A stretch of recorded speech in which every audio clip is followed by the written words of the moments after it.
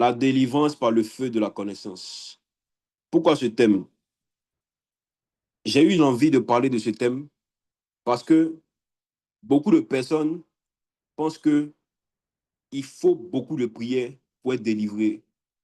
Beaucoup de personnes pensent que la solution à tout, c'est la prière. Mais le Seigneur n'a pas dit cela. La prière est certes importante, mais le Seigneur n'a pas seulement parlé de la prière. L'une des choses sur lesquelles il a beaucoup appuyé sa parole, l'une des choses sur lesquelles il a beaucoup appuyé sa prédication, c'est la connaissance de la parole. Parce que lui-même, il est la parole. Hmm. Si quelqu'un a sa Bible, qu'il prenne avec moi Luc 4, verset 18. Luc 4, verset 18. Et je lis la parole. Dans la Louis II, le Seigneur dit, l'Esprit du Seigneur est sur moi, parce qu'il m'a oint pour annoncer une bonne nouvelle aux pauvres. Il m'a envoyé pour guérir ceux qui ont le cœur brisé, pour proclamer aux captifs la délivrance et aux aveugles le recouvrement de la vue, pour renvoyer libres les opprimés. Voici ce que dit Luc 4, verset 18. Ça, c'est dans la Louis II. Mais lorsqu'on prend Luc 4, verset 18, dans la King James française, la King James, c'est une version plus ancienne, plus que la Louis II. La King James dit quoi? Luc 4, verset 18, la King James dit, l'Esprit du Seigneur est sur moi, parce qu'il m'a oint pour prêcher l'évangile aux pauvres. Hmm. La Louis II dit, il m'a oint pour annoncer une bonne nouvelle aux pauvres. Et la King James dit, pour prêcher l'évangile aux pauvres. Écoutez ceci, le but de l'onction est de prêcher l'évangile aux pauvres. Le but de l'onction, lorsque quelqu'un reçoit une onction particulière, le but, c'est de prêcher l'évangile aux pauvres. Donc, qui sont les pauvres? Chacun de nous, nous sommes pauvres en quelque chose. Chaque être humain a une pauvreté dans un domaine. Là, on ne parle pas des pauvretés, on ne parle pas des pauvres dans le domaine financier. On ne parle pas des pauvres, de ceux qui manquent d'argent. Mais on parle de pauvres, des personnes à qui il manque quelque chose en quantité suffisante. Donc, l'onction vient donner aux humains ce qui leur manque en quantité suffisante. Si quelque chose te manque en quantité suffisante, ça veut dire que tu es pauvre dans ce domaine. Si il te manque de te sanctifier, ça veut dire que tu es pauvre dans le domaine de la sanctification. Si tu ne connais pas les Écritures, ça veut dire que tu es pauvre dans le domaine de la connaissance des Écritures. Si tu ne connais pas Jésus, ça veut dire que tu es pauvre à tous les niveaux. À tous les niveaux de la société, tu es pauvre. Là, il n'y a rien à dire. Parce que toute richesse se trouve en Jésus. Hmm. Donc, l'onction vient donner aux humains ce qui leur manque en quantité suffisante. Donc, quand on parle de l'onction, premièrement, l'onction n'est pas venue pour faire trembler. L'onction n'est pas venue pour délivrer. L'onction n'est pas venue pour faire parler des gens d'abord en langue, mais l'onction est venue apporter d'abord, prêcher un message pour faire sortir quelqu'un de la pauvreté. La première chose que le Seigneur a dit, il dit, l'Esprit du Seigneur est sur moi parce qu'il m'a oint pour prêcher l'évangile aux pauvres. Ce soir, ce message, c'est pour donner des indications à quelqu'un qui pense que c'est seulement la prière, qui pense que c'est seulement le jeûne, qui pense que c'est quand il va s'efforcer à faire des choses pour pouvoir recevoir quelque chose de la part du Seigneur qui va être exaucé. Non, mais je vous dis la vérité, si à quelqu'un lui manque la connaissance pour sortir d'un domaine dans lequel il lui manque quelque chose, il ne pourra pas sortir de la chose, je vous assure. Je vous assure, peu importe les temps de jeûne, peu importe les temps de prière, si tu n'as pas une certaine connaissance du domaine, du problème que tu vis, tu ne pourras pas sortir de la chose. La délivrance authentique passe par la connaissance. Et la bonne nouvelle qu'on donne aux pauvres, ce n'est pas le message du matériel. Aujourd'hui, on peut voir des évangélistes, des pasteurs qui commencent à propager le message du matériel. Si tu viens à Christ, tu auras ci. Si tu viens à Christ, tu auras ça. Si tu viens, tu recevras ceci, tu recevras cela. Donc, on a créé une catégorie de chrétiens matérialistes. Ah. Ce n'est pas seulement les femmes qui sont matérialistes. Il y a des chrétiens qui sont matérialistes, qui sont venus à Christ parce qu'on leur a prêché l'évangile pour venir leur apporter quelque chose de matériel, pour combler un manque. On ne leur a pas annoncé Christ tel qu'il est. On ne leur a pas donné Jésus tel qu'il est. Donc, ils pensent que lorsqu'ils sont à l'église, c'est à cause de quelque chose. Finalement, lorsqu'ils ne reçoivent pas cette chose, ils finissent par sortir de l'église. Quel genre de délivrance on donne aux gens? Nous qui sommes appelés à pouvoir prêcher la parole, Nous sommes appelés à pouvoir démontrer Christ à travers nos actions. Quel genre d'évangile que nous montrons? Qu'est-ce que nous montrons aux autres? Qu'est-ce que nous montrons aux gens? On leur donne l'évangile de la prospérité, pensant que c'est ce qui sauve. Or, ils sont trompés de cette écriture. Jésus-Christ ne parlait pas de moyens financiers. Il ne parlait pas de ça, mais il parlait d'une connaissance qui va faire sortir quelqu'un d'un domaine dans lequel il est encore esclave. Il est venu apporter une liberté par l'onction. L'onction est venue apporter cette liberté-là. L'onction est venue apporter cette liberté-là. Et je vais vous parler de cette onction-là ce soir. Je ne sais pas si on aura assez de temps pour aborder les deux volets, la délivrance et la connaissance, par le feu. Mais je pense que le Seigneur va nous aider. Donc, je vais demander à tout le monde d'être attentif. Ce n'est pas un message assez spirituel, mais c'est un message assez profond, pour qu'on comprenne que la marche avec Christ, hein, ce n'est pas dans les hauteurs. Ce n'est pas seulement dans les hauteurs, mais c'est aussi dans la recherche. Qu'on cherche ce qui porte du fruit. Qu'on ne reste pas dans les choses qui ne portent pas du fruit, des choses dont on fait qui n'apportent rien du tout, mais on est dedans quand même, mais les choses qui portent du fruit, dont on peut voir les résultats. En un rien de temps, les gens qui ont cherché la connaissance sont passés des gens ignorants à des gens qui sont devenus extrêmement performants dans leur domaine d'activité. Pourquoi? Parce qu'ils ont cherché à découvrir des choses. Ils ont cherché à devenir performants. Le Seigneur a dit dans le livre de Matthieu, Matthieu 23, verset 34, il a parlé d'une catégorie de personnes qui allaient venir sur la terre, qu'on appelait les sages. Et si on regarde dans les Écritures, dans l'hébreu, ce qui a été traduit par sage, c'est les sophos.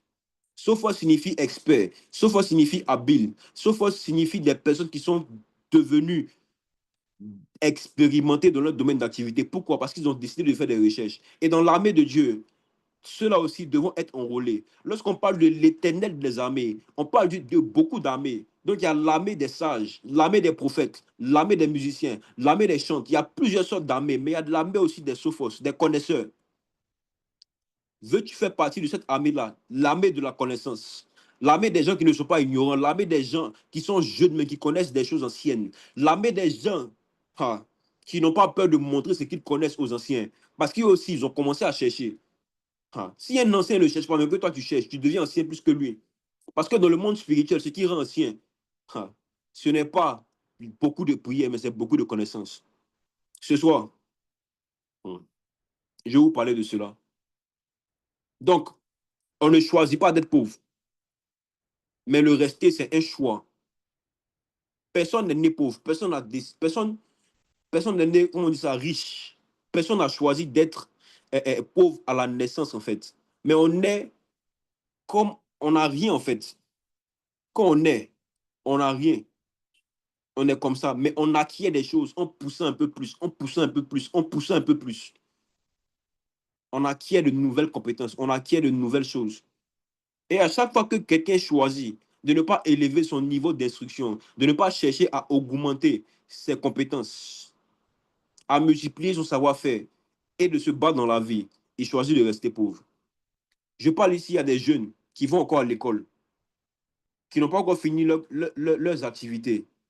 Je vous dis la vérité. Si vous décidez souverainement vous-même de ne pas élever votre niveau d'instruction, de ne pas chercher à augmenter vos compétences, à multiplier votre savoir-faire et de vous battre dans la vie, vous choisissez dès maintenant de devenir pauvre.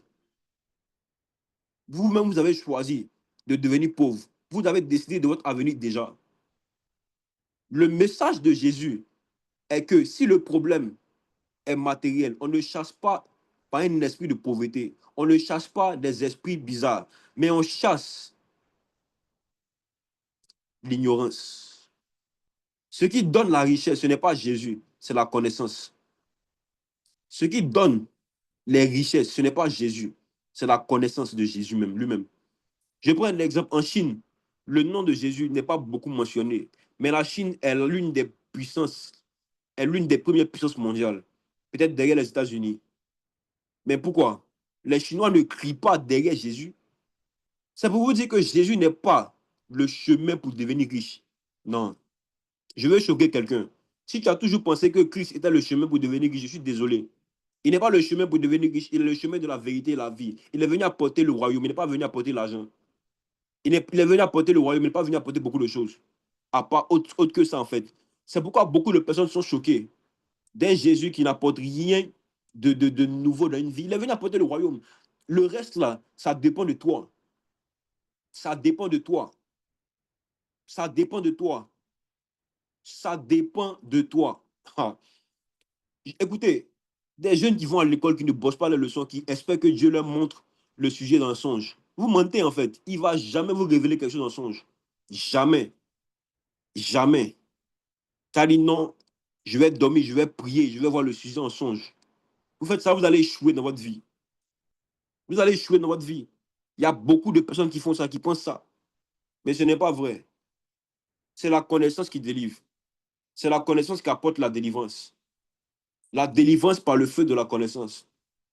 Quelqu'un qui a Jésus mais qui n'a pas la connaissance va devenir pauvre, va demeurer pauvre. Ceux qui sont pauvres, il y a les pauvres financiers, mais aussi il y a les pauvres en esprit. Il y a beaucoup de personnes qui sont pauvres en charité, en amour, en patience, en paix. L'évangile est aussi une bonne nouvelle pour eux, car Jésus va transformer ce caractère-là. On va cibler beaucoup de pauvreté. Vous pensez que la pauvreté, ce n'est pas seulement dans le domaine financier, mais je dis, répète encore, il y a plusieurs personnes qui sont pauvres ici, pauvres en gentillesse, pauvres en parole, pauvres en sagesse. Toutes sortes de pauvreté, le Seigneur est venu combler ça par l'onction.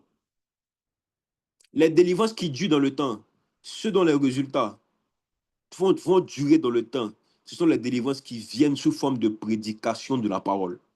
Écoutez très bien. Écoutez, on rentre maintenant dans la vérité.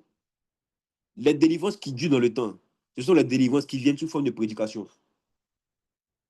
Jésus a dit qu'il n'est pas venu prier pour la délivrance, mais il est venu prêcher la délivrance. Ah, il n'est pas venu prier pour la délivrance, il est venu prêcher la délivrance. Comment on prêche la délivrance? En donnant des informations. En donnant des informations.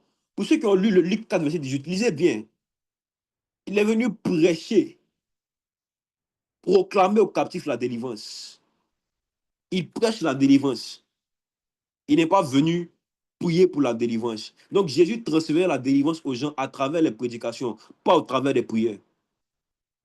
Et si une prédication de la parole n'a pas pu délivrer quelqu'un, ce n'est pas une prière qui va être efficace pour lui.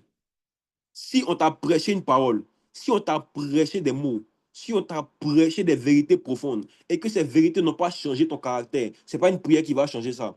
On a partagé beaucoup de messages ici. On a partagé plein de choses parmi vous, parmi nous ici. Mais je vous assure qu'il y a certains ici qui n'ont que leur vie. Donc, ça n'a pas encore changé. Parce qu'ils attendaient des prières, ils attendaient des prophéties. Ils attendaient qu'on leur dise, je vois par Jésus-Christ, je vois par Jésus-Christ. Mais aujourd'hui, on ne va pas voir par Jésus-Christ, on va connaître par Jésus-Christ. On va connaître par Jésus-Christ. La prédication a plus de puissance que la prière. Les messages qui sortent des Écritures ont plus de puissance que la prière. La prière, lorsqu'elle est authentique, elle-même, elle produit des enseignements. Je vous assure, prenez votre temps et priez pendant longtemps. Lorsque vous priez, vous commencez à recevoir des messages de votre esprit. Et ces messages sont des enseignements sur lesquels vous devez vous appuyer pour pouvoir marcher. En fait, la prière est un moyen, est un canal pour télécharger des enseignements sur lesquels on va marcher. Faire beaucoup de prières sans recevoir des enseignements de la part de Dieu. Tu n'es pas oint, tu n'as pas l'onction. L'onction est venue apporter des enseignements qui vont nous proclamer, qui vont nous prêcher la délivrance. Je prends un cas comme ça. Une fois, j'étais avec des amis. On était allé quelque part pour manger et tout. Et j'avais fait une chose qui était étrange. Je rentre à la maison, je commence à prier. Et le Seigneur me montre quelque chose dans une vision. Il a commencé à m'enseigner par l'onction. J'étais un gars qui parlait beaucoup trop de mes expériences avec le Seigneur.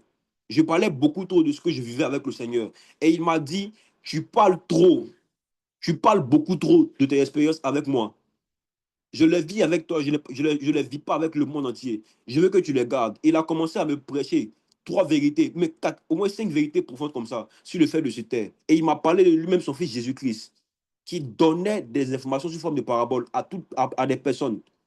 À des personnes. Lorsque les gens étaient rassemblés, il parlait sous forme de paraboles. Et lorsque les gens partaient, il expliquait maintenant les paraboles à ses disciples, à ceux qui étaient proches. Et il m'a dit comme ça, ce que je te dis, ce n'est pas pour raconter à tout le monde, mais c'est pour raconter à ceux qui te sont proches. Parce que tu parles trop, tu rencontres des nouvelles personnes, tu parles beaucoup. Il m'a dit cela. Comment? Par un enseignement. Je n'ai pas prié, il m'a révélé ça. L'enseignement a plus de puissance que la prière.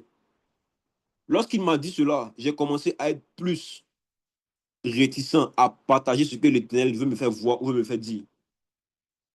Et l'une des vérités profondes sur la connaissance, c'est que quelqu'un qui est beaucoup bavard, qui ne sait pas garder les secrets, Dieu ne va pas l'utiliser pour lui faire, pour lui donner des dons spirituels qu'on appelle aussi la parole de la connaissance. Parce que, attends-toi à ce que lorsque tu as beaucoup de connaissances, Dieu t'utilise dans la parole de connaissance. Hum. Dieu va forcément t'utiliser à un moment donné dans la parole de la connaissance. Il va forcément t'utiliser dans ça. Donc, vous à qui Dieu vous donne beaucoup d'enseignements, sachez garder ce qui est pour vous et donner ce qui n'est pas pour vous, pour que le Seigneur puisse utiliser votre connaissance de la parole en parole de connaissance. Hein. Écoutez, la prière n'est pas la solution à tout. Mais ce soir, je vais vous présenter une solution à tout. La parole, la parole, la parole. Ce soir, c'est la délivrance par le feu de la connaissance. La parole réussit toujours là où la prière échoue, parce que la parole, c'est Dieu. La parole réussit toujours là où la prière échoue, parce que la parole, c'est Dieu lui-même. La prière, c'est un canal que Dieu utilise, et la parole, c'est Dieu lui-même. Le canal peut échouer, mais le Créateur ne peut jamais échouer. Le canal peut être faible, mais le Créateur est toujours puissant. Ah, le canal peut être faible, mais le Créateur est toujours puissant. Dieu parle tellement, il parle toujours, mais nous ne recevons pas toujours les messages de Dieu. Parce que le canal peut être faible. Ne vous fiez jamais au canal par lequel vous pensez que Dieu va vous parler. Dieu est souverain, il parle quand il veut, comme il veut. Et la manière dont il parle beaucoup, c'est au travers des Écritures, au travers de sa parole. Il a tellement parlé que tout est écrit pour toutes les générations. Il a même prévu la fin du monde. Quel est ce Dieu-là? Il a tellement parlé. Il a tellement parlé. La parole. Je prends un exemple.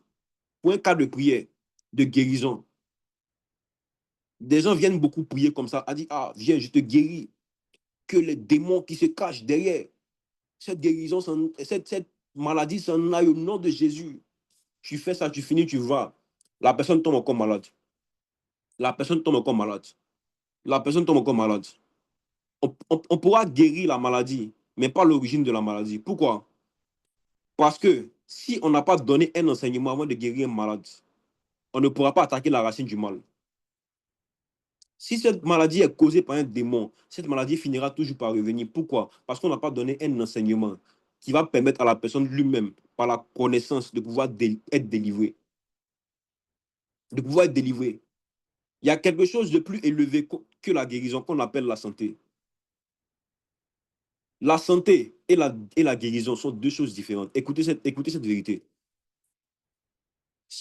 La Bible dit dans Proverbe 3, verset 8, ce sera la santé pour tes muscles et un rafraîchissement pour tes os. La santé ne se transmet pas par la prière, mais par l'enseignement. Dans le livre de Proverbes, le Seigneur parlait de quoi? Proverbes, c'était un livre d'enseignement, un livre rempli de préceptes. Et celui qui a écrit Proverbes a dit quoi? Il a dit, garde mes enseignements, garde mes préceptes, garde mes paroles, parce que ces paroles-là sont la santé pour tes os. Ah, écoutez ceci, les paroles sont les médicaments, sont les meilleures formes de guérison qu'un être humain peut vivre. Parce qu'on peut avoir les guérisons, mais la santé est plus élevée que la guérison. La guérison, c'est une guérison, c'est un passage temporaire. Or, la santé est éternelle, la santé est perpétuelle. La guérison, c'est lorsqu'il y a une maladie et elle disparaît. Mais la santé, c'est le fait même de ne même pas tomber malade. Ah, est-ce que vous comprenez? Je dis, la guérison, la guérison, c'est lorsque la maladie disparaît, mais elle peut revenir après. Mais la santé, c'est le fait de ne même pas tomber malade.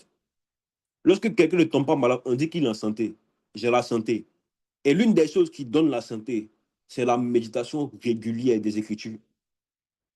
Garde mes enseignements, Proverbe 3:8. Ce sera la santé pour tes muscles et un rafraîchissement pour tes os. Celui qui a l'habitude de méditer la parole, celui qui a l'habitude de méditer les Écritures va comprendre que chaque matin, il se renouvelle. Il ne peut pas tomber malade parce que c'est le meilleur médicament. C'est le meilleur médicament. La parole, c'est le meilleur médicament. La parole. Essayez ça, vous verrez. Depuis que j'ai commencé à méditer, la maladie et moi, on ne se connaît pas. J'ai la santé pour mes os. J'ai la santé pour mes os. C'est pour cela que Jésus a toujours voulu prêcher la délivrance. Parce que Jésus ne voulait pas que les gens soient simplement délivrés. Il voulait que les gens soient libres. Parce que l'une des choses qui tenait au cœur de Jésus-Christ, c'est d'apporter d'abord la liberté à tous ceux qui le suivaient.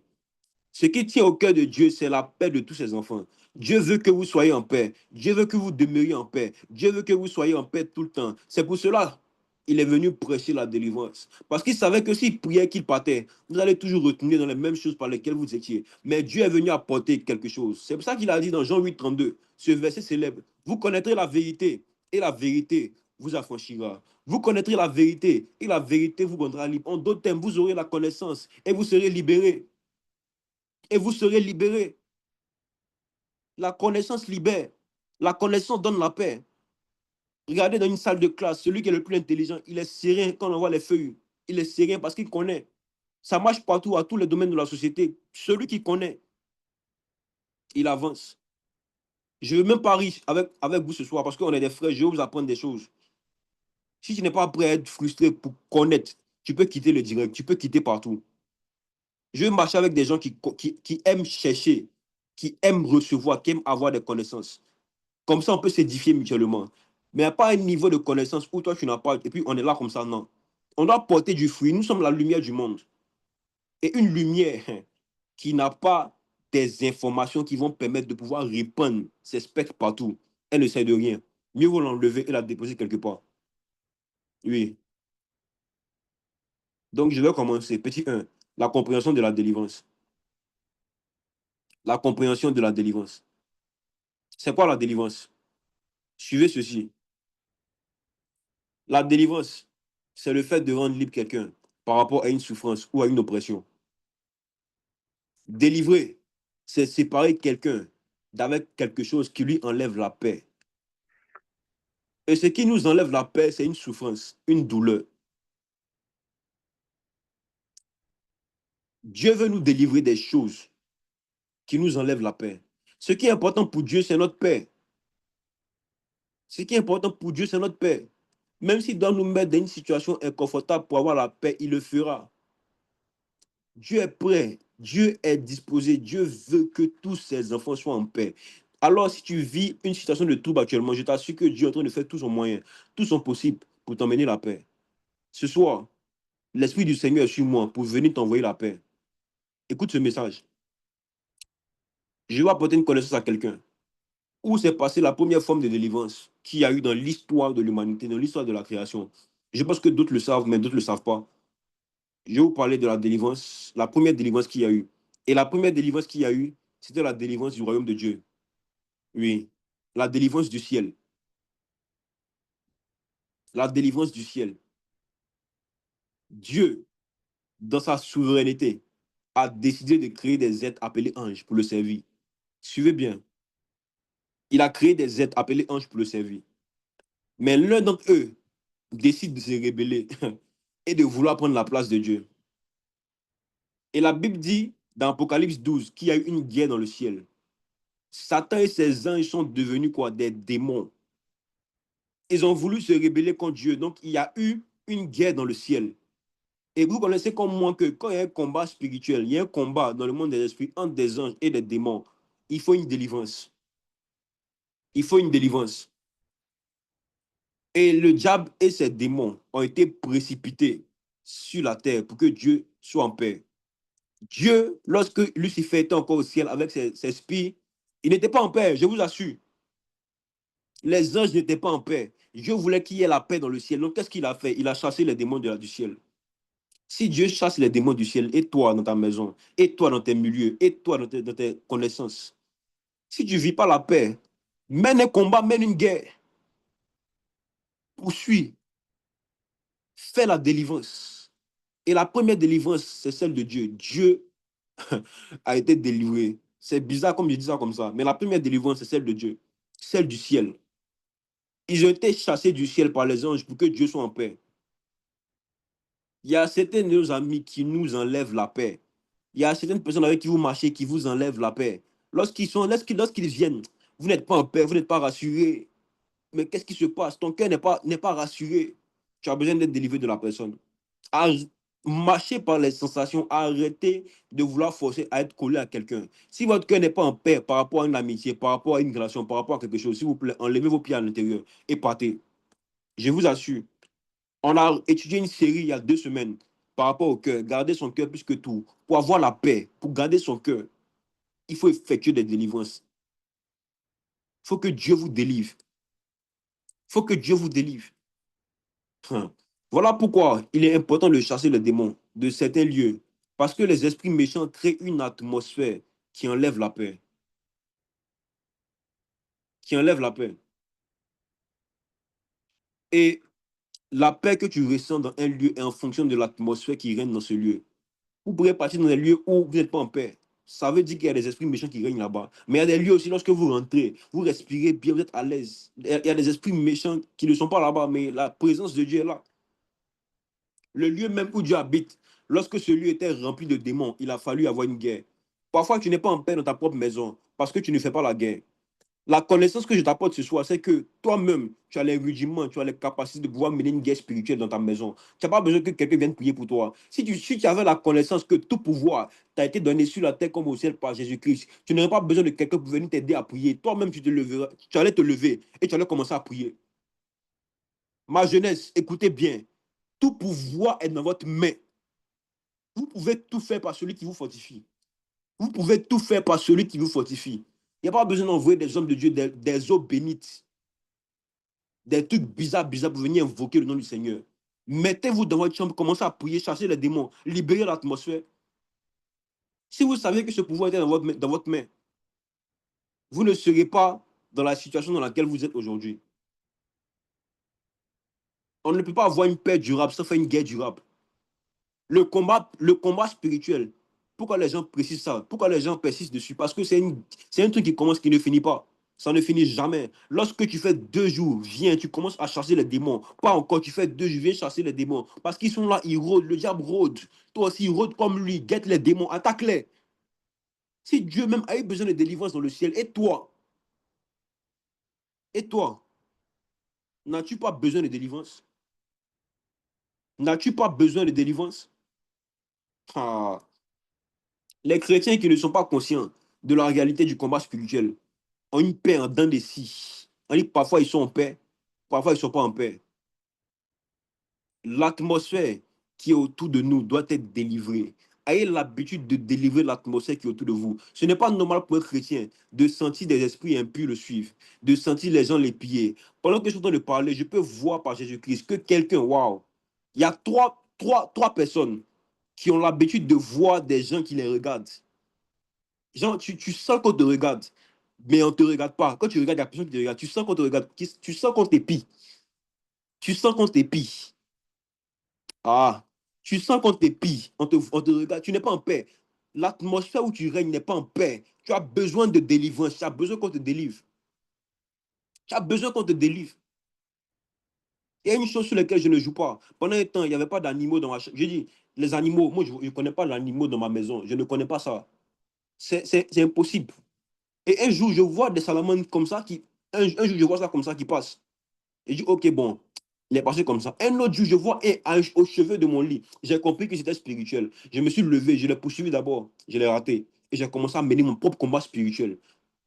Ils ne peuvent pas venir encore. Ils ne peuvent plus venir encore. Je n'étais pas en paix avec eux.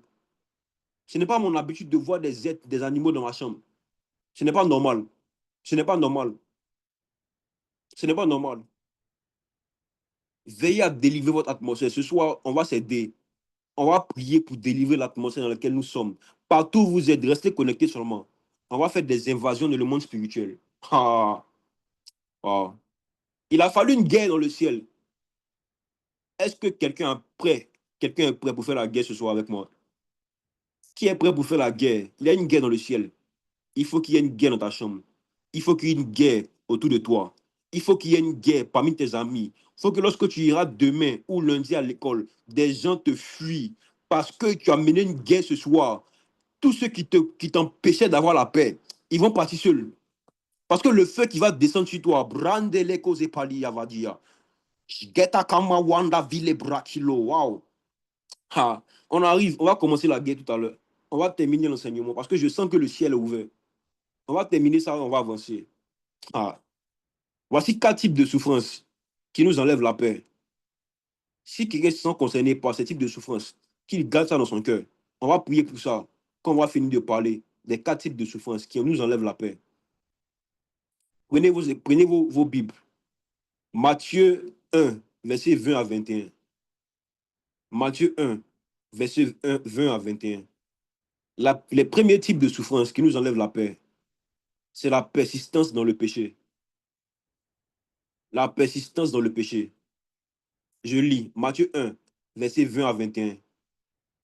Comme il y pensait, voici un ange du Seigneur lui apparut en songe et dit, Joseph, fils de David, ne crains pas de prendre avec toi Marie, ta femme, car l'enfant qu'elle a conçu vient du Saint-Esprit. Elle enfantera un fils et tu lui donneras le nom de Jésus. C'est lui qui sauvera son peuple de ses péchés. C'est lui qui sauvera son peuple de ses péchés. C'est lui qui sauvera son peuple de ses péchés. Écoutez ceci. Si quelqu'un est toujours esclave de ses péchés, est-ce qu'il est sauvé par Jésus? Si on regarde cette phrase dans le livre de Matthieu, on dit c'est lui qui sauvera son peuple de ses péchés. Donc si quelqu'un est toujours esclave de ses péchés, est-ce qu'il est sauvé par Jésus? Ah, l'une des choses qui prouve que quelqu'un est sauvé, c'est que dans sa tête, il n'est plus esclave des péchés. Ce qui prouve que tu es converti, ce qui prouve que tu as atteint un autre niveau de la conversion, c'est que tu ne sens plus esclave de tes péchés. Ça veut dire que même si tu pêches à la seconde, tu te repentis à la seconde et tu n'es plus esclave de ton péché. L'une des choses que j'ai appris et que j'ai développé avec Christ, lorsque j'ai commencé à lire les Écritures de David, c'est sa capacité à pouvoir se répandre de ses péchés. Sa capacité à pouvoir se relâcher, à pouvoir se repentir et de partir. Il était fort dans ça. C'est pourquoi Dieu l'a toujours accepté son pardon. Parce qu'il ne se sentait pas rattaché à un péché qu'il a commis, mais il savait que chaque péché qu'il commettait était rattaché à sa chair. Mon esprit n'est pas rattaché à mon péché, mon esprit est sauvé, mais je vis dans ma chair, donc j'essaie de ne pas rendre mon âme et mon esprit corruptible. C'est pour cela qu'il faut prier, jeûner et faire des choses spirituelles. Mais la chair est toujours sensible et est toujours retournée vers le péché. Ah. Donc, David avait l'habitude, lorsqu'il faisait quelque chose, de pouvoir aller dans le lieu secret et demander pardon au Seigneur. Même lorsqu'il a tué le mari d'une femme de son peuple, Bathsheba, il est parti coucher avec elle. Mais malgré cela, Dieu n'a pas tué systématiquement. Il s'est repenti, quelqu'un qui a commis un meurtre, et puis il a couché encore avec la femme de celui qui l'a tué volontairement. Mais Dieu lui a pardonné. Il a dit au Seigneur, il s'est repenti. Lisez le psaume 51, vous verrez. Lisez le psaume 51. Il a pleuré, il a prié. Père, ne me retire pas ton Esprit Saint. Père, ne t'éloigne pas de moi. Il s'est repenti. Il n'était pas esclave de son péché. Si tu es encore esclave de ton péché, ça veut dire que tu n'es pas encore sauvé par Jésus. Oui, vérité. Tu n'es pas sauvé par Jésus. Jésus donne l'assurance du salut. Il donne l'assurance d'une certaine paix que nous avons face vis-à-vis du péché. Si on te demande aujourd'hui, est-ce que tu iras au paradis après ce soir, quelle sera ta réponse? Moi, personnellement, je te dirais oui. Et toi? Est-ce que si on te demande si tu iras au paradis après ce soir, quelle sera ta réponse? Si tu doutes, c'est que tu n'es pas sauvé par Jésus. Mais ce soir, je t'apporte sa parole et sa parole te délivrera. Comment reconnaître quelqu'un qui est sauvé? Il n'est plus esclave de ses péchés. C'est l'évangile simple. L'évangile simple. Il n'y a, y a pas matériel dedans. C'est simple. C'est la première chose pour laquelle Jésus veut nous délivrer.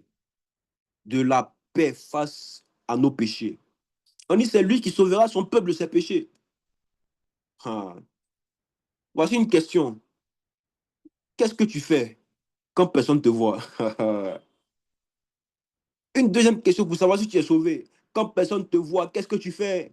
À quoi tu penses? Qu'est-ce que tu imagines? Qu'est-ce que tu planifies dans ta tête?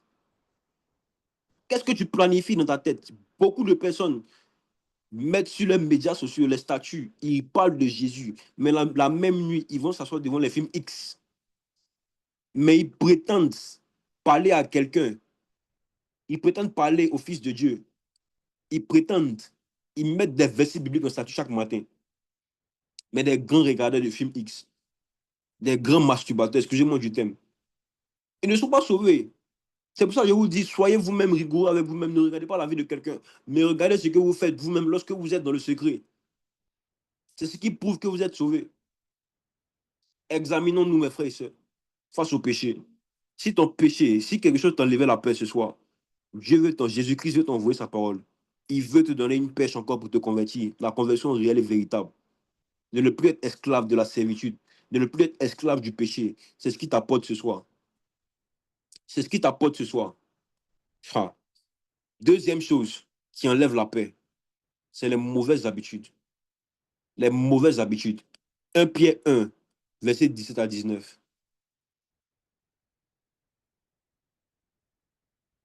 1 Pierre 1, verset 17 à 19. Je lis la parole.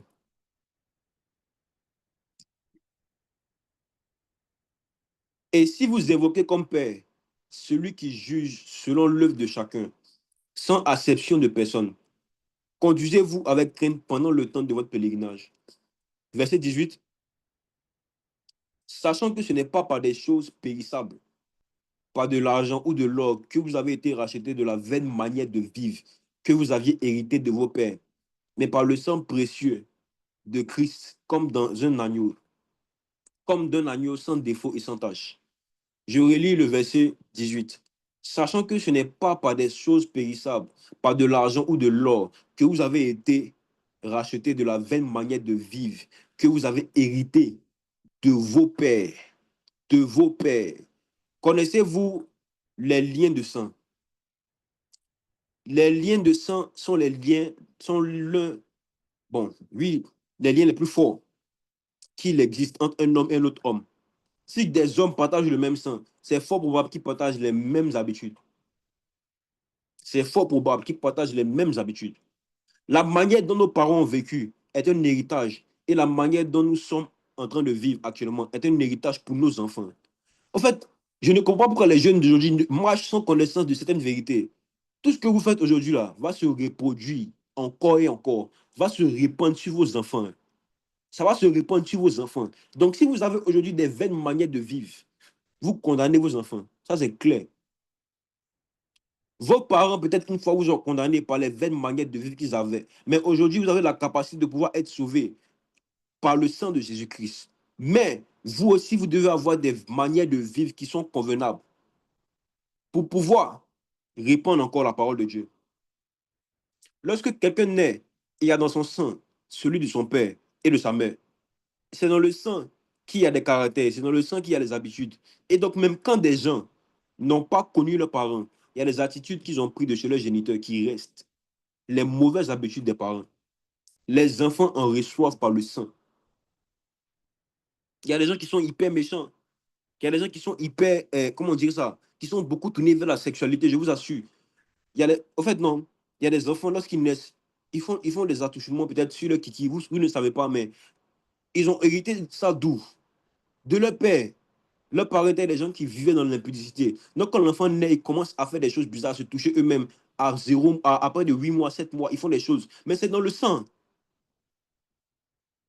Il y a les enfants qui sont super méchants. C'est qui? C'est sur leurs parents, ils ont pris ça.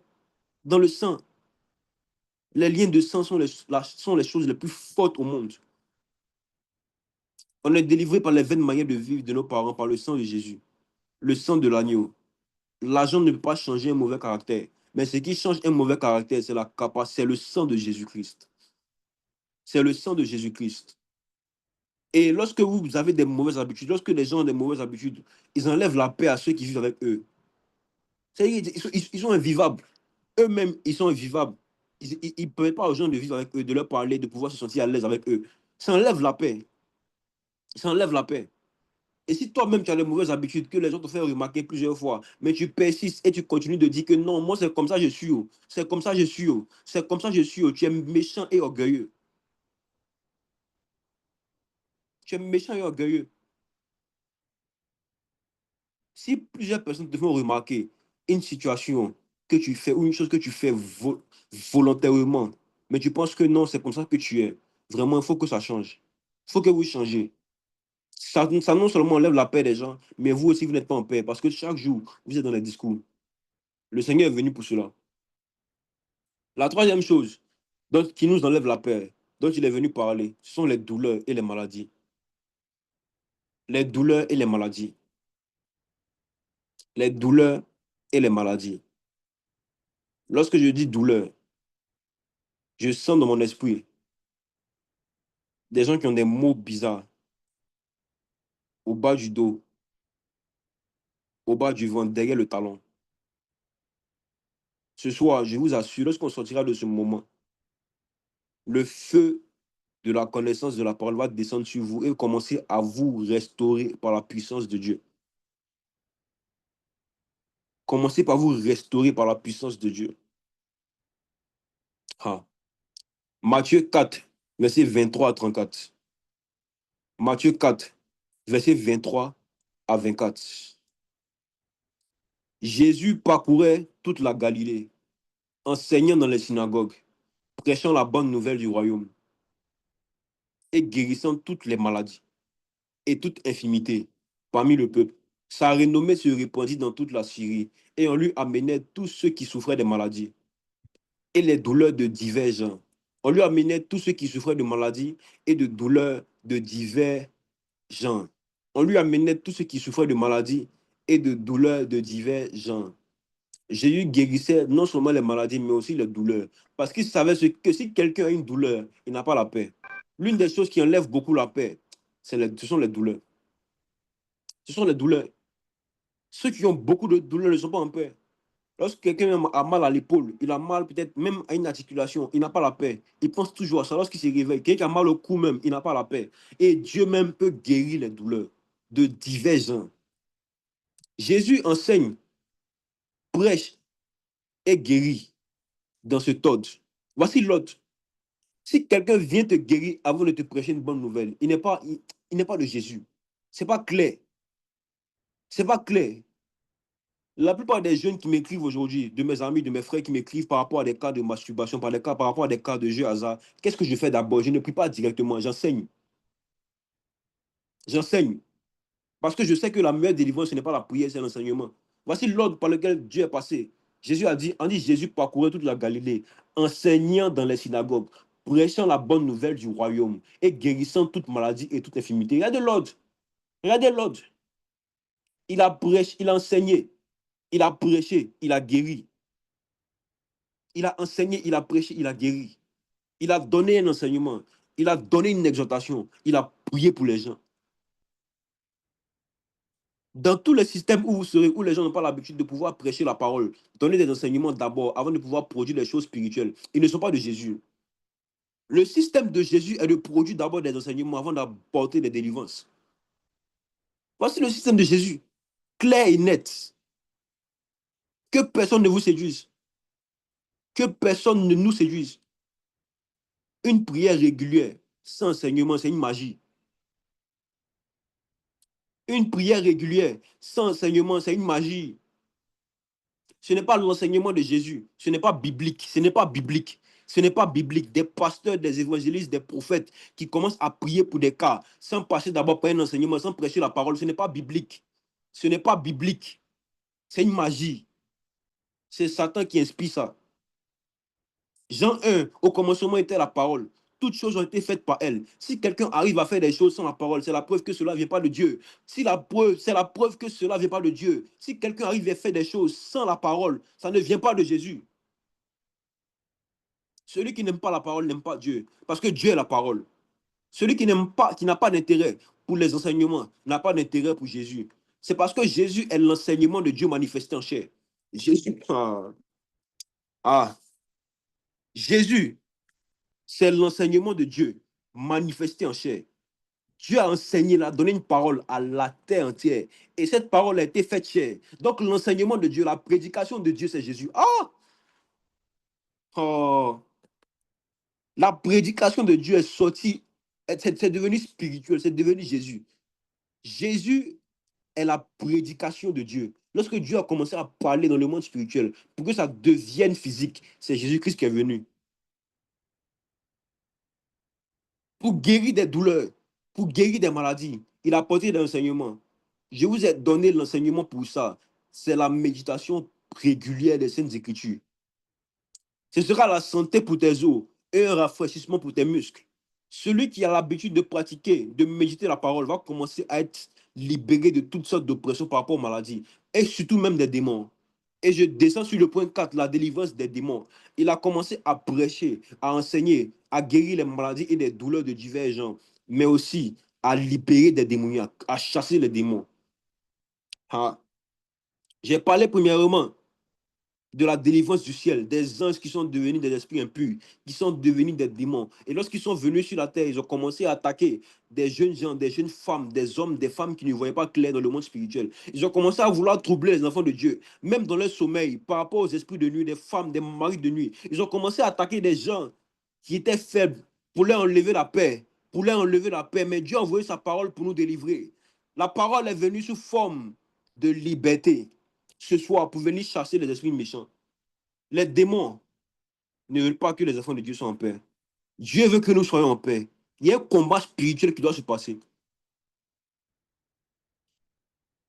Ils se battent aujourd'hui pour que tous les humains souffrent et se rebellent contre Dieu. Tout ce qu'un démon fait a pour but d'enlever la paix et de créer une colère contre Dieu. De créer une colère contre Dieu. Voici la première partie concernant la délivrance.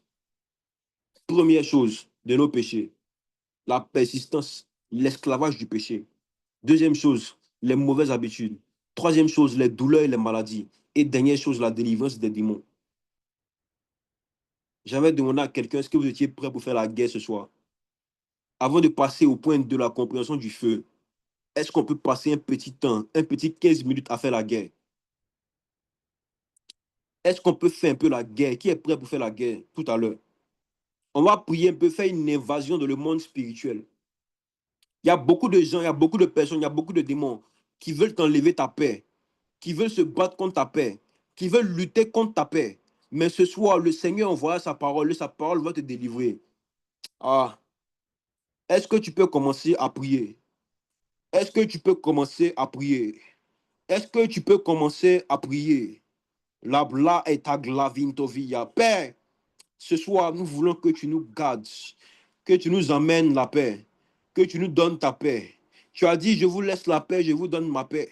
Père, des démons sont venus vers nous, des maladies, des esclavages, des choses dont nous n'avons pas prévu pour nous enlever notre paix.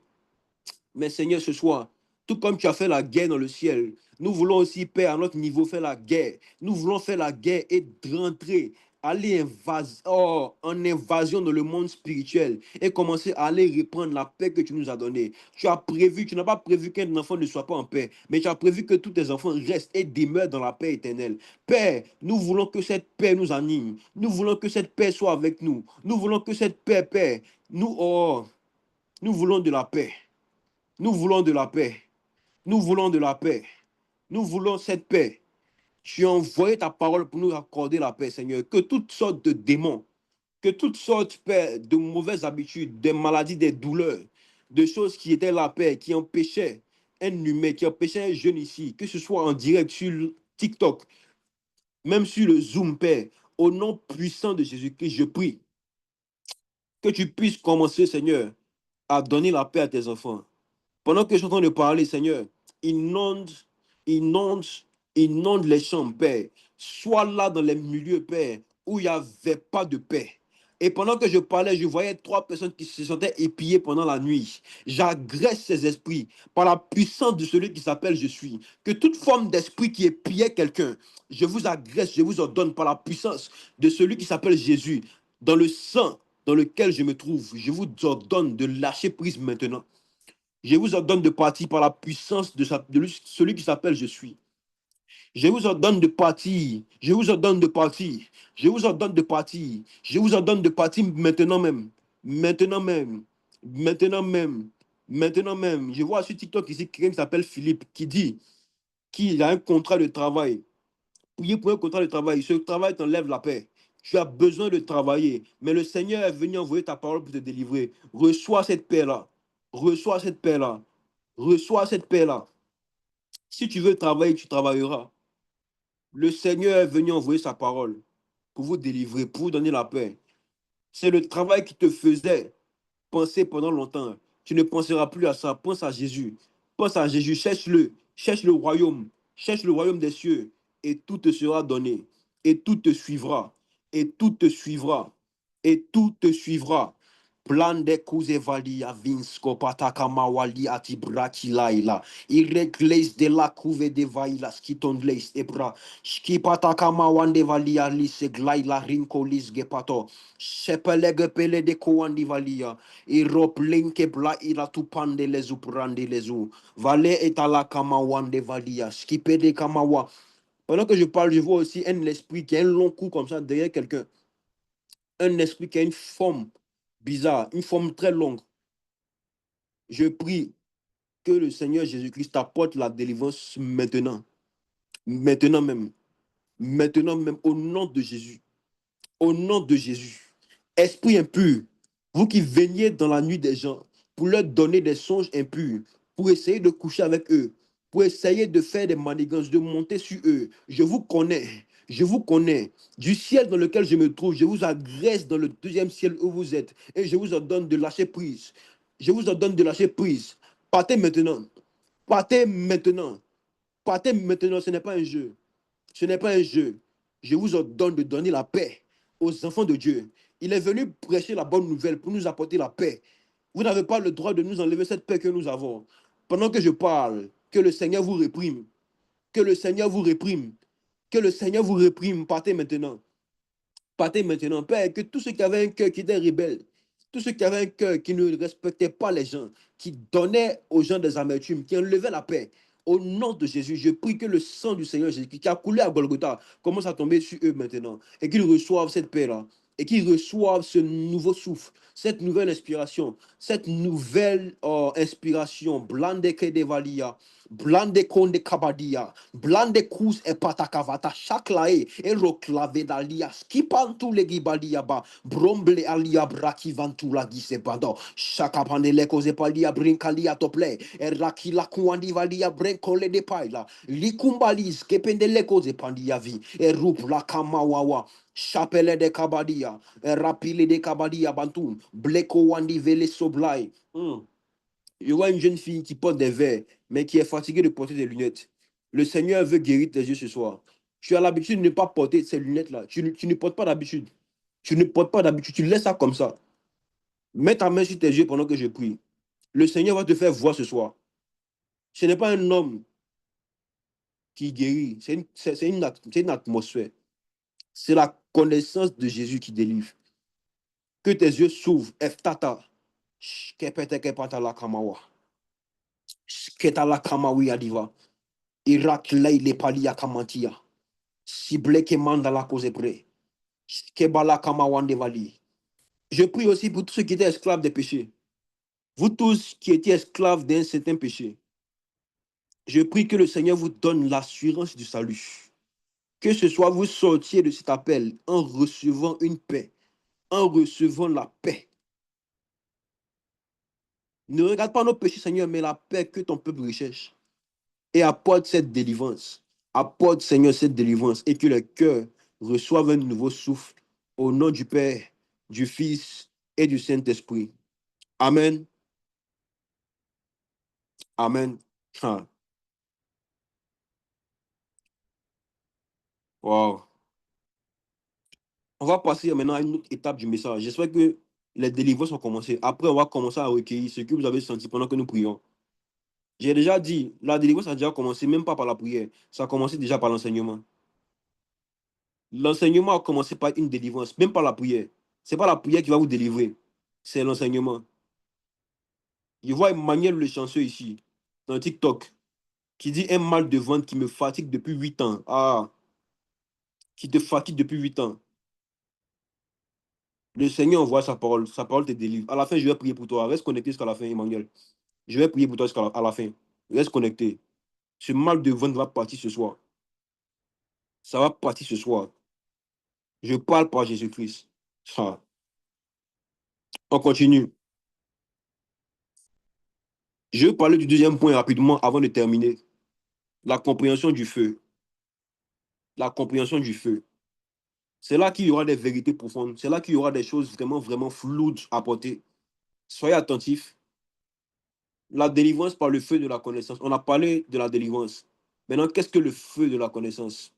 C'est quoi ce feu qui apporte la délivrance? On parle d'une délivrance que lorsqu'on reçoit un feu, qu'on est délivré. Mais d'où vient ce feu-là? Et quel est ce feu-là? Je vais vous parler de ça ce soir. Hmm. Les délivrances qu'on a citées tout à l'heure, comment ces délivrances s'opèrent de manière pratique? Par le feu. Dieu nous délivre par le feu. Et toute délivrance durable se fait par le feu.